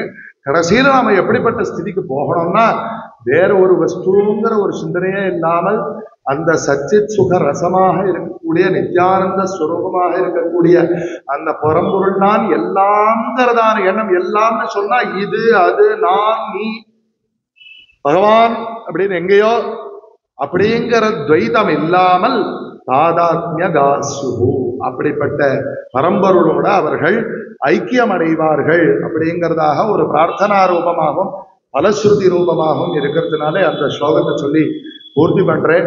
அதனால் நமக்கு அந்த ஆறுதல் ஸ்லோகத்தையும் இந்த ஸ்லோகத்தையும் ரொம்ப முக்கியமா ஞாபகம் வச்சுக்கணும். பகவத் பாதாள் எங்கேயும் போயிடலே, சித்தி அடைஞ்சுட்டாருங்கிறது இல்லை, பிரத்யட்சமா பார்க்கறதுக்கு அவளுடைய பரம்பரையில வந்த மகான்களாக இருக்காங்கிறது ஒன்றும்.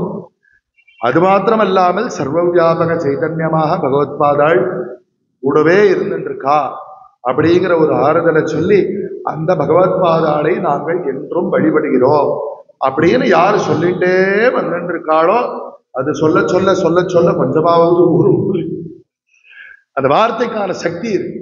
அத்தியந்தா சத்தியபியர்த்தே ஞானம் சப்த கரோதி, முயல் கொம்பு அப்படின்னு ஒரு வார்த்தை சொன்னா அது கூட ஏதோ ஒரு அர்த்தத்தை காட்டுறாப்புல இருக்கு. முயல் கொம்புங்கிற ஒரு வஸ்துவே இல்லை, இல்லாத வஸ்துவை கூட காட்டுறாப்புல அதுக்கு ஒரு சாமர்த்தியம். அப்படிப்பட்ட சாமர்த்தியத்தை வச்சு அந்த சப்தமானது நமக்கு அந்த சத் வஸ்துவை காட்டி நம்மளை அந்த பகவத் பாதாளுடைய திருவடிகள்ல கொண்டு போய் சேர்க்கணுங்கிறதான பிரார்த்தனையோட இதை பூர்த்தி பண்ணிக்கிறேன். ஹரஹர சங்கர ஜெய ஜெயசங்கரா. சர்வவியாபக சைதன்ய ரூபேணாத்யாபி திஷ்டதி சயேவ சங்கராச்சாரியோ ஒரு பிரதர்சதா.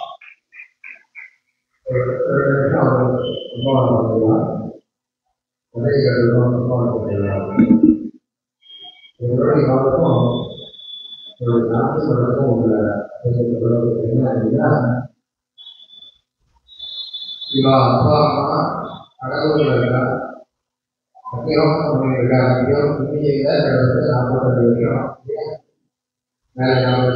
42 வருஷம் மேலே 27 வருஷம் 27 வருஷமா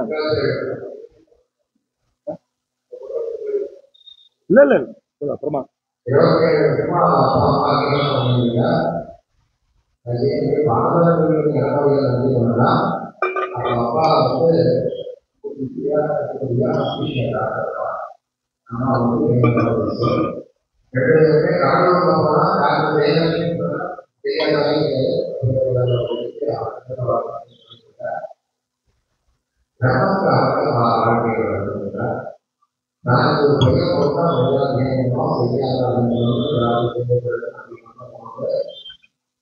ஒரே அது கொடுத்து வேலைக்காக அம்மா பண்ணி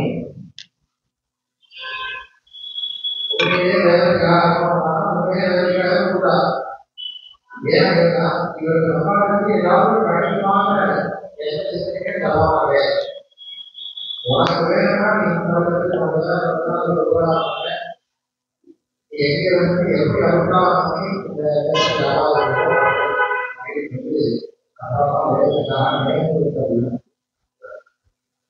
இவருடைய அனுபவம் அப்படிங்கிறது ஏதோ வந்து வேற மாதிரி இருக்கிறதுனால உண்மையிலேயே வேற மாதிரி யதார்த்தமாக லௌகிக விஷயங்களையும் படிக்காமல் அவர் வாழ்க்கை இந்த பேரும் விவாதமாக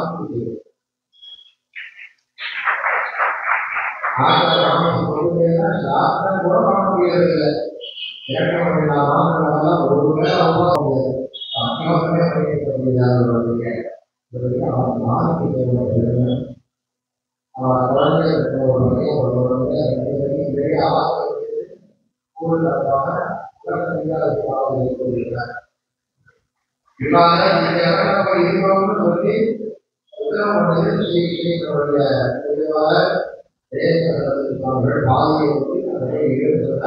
அந்த கிராமம் பொருத்த கிராமம்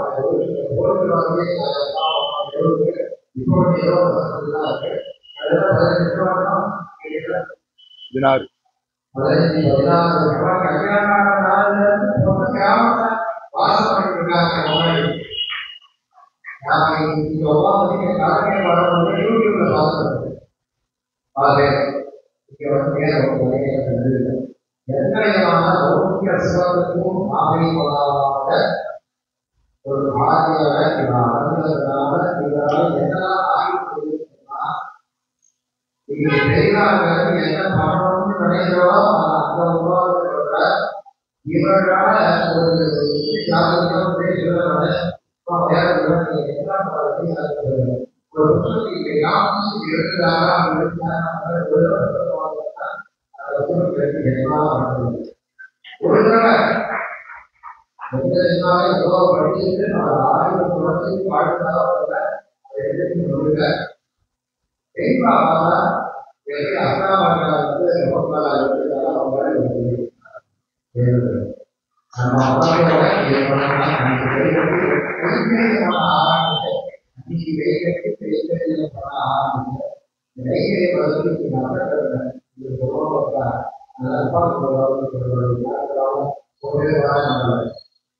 சேவையும் கைகளையும் வித்தியாசம் இருக்கு.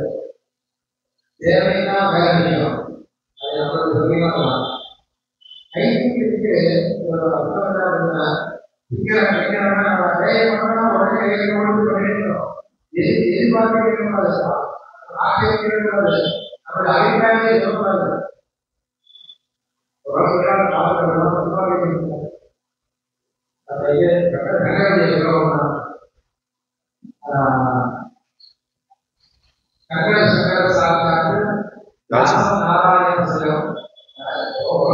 विवादे संप्राप्त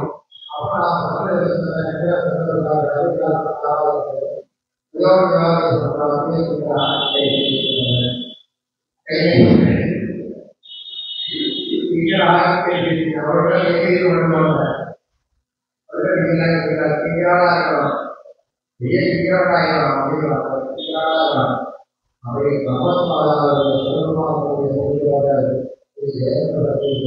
வார்த்தை கட்டுப்பாடு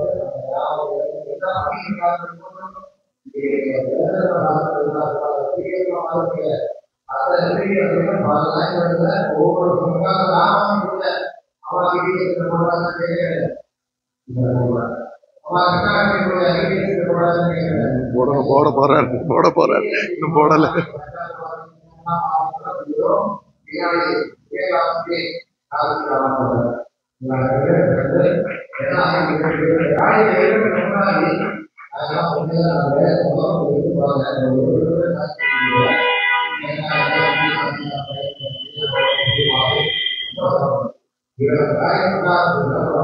ஒரு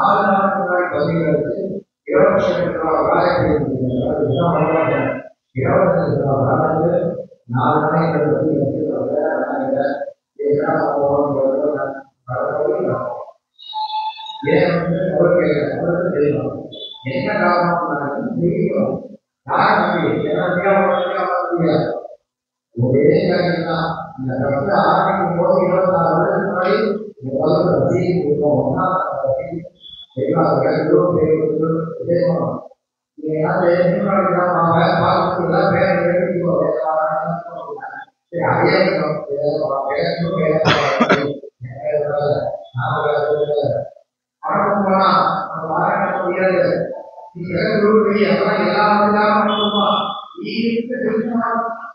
எல்லா மொழிகளும் சொல்லி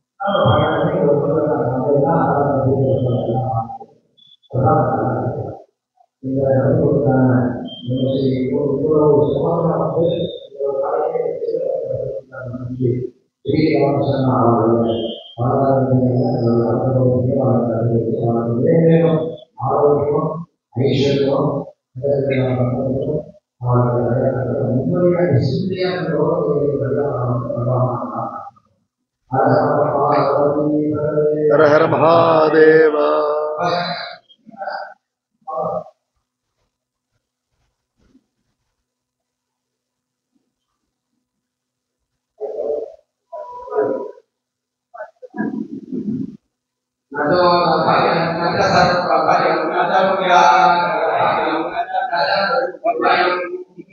यस्या सर्वं लभते सर्वं जयते நாளை காலை 7 மணிக்கு நான் சொல்லுவாங்க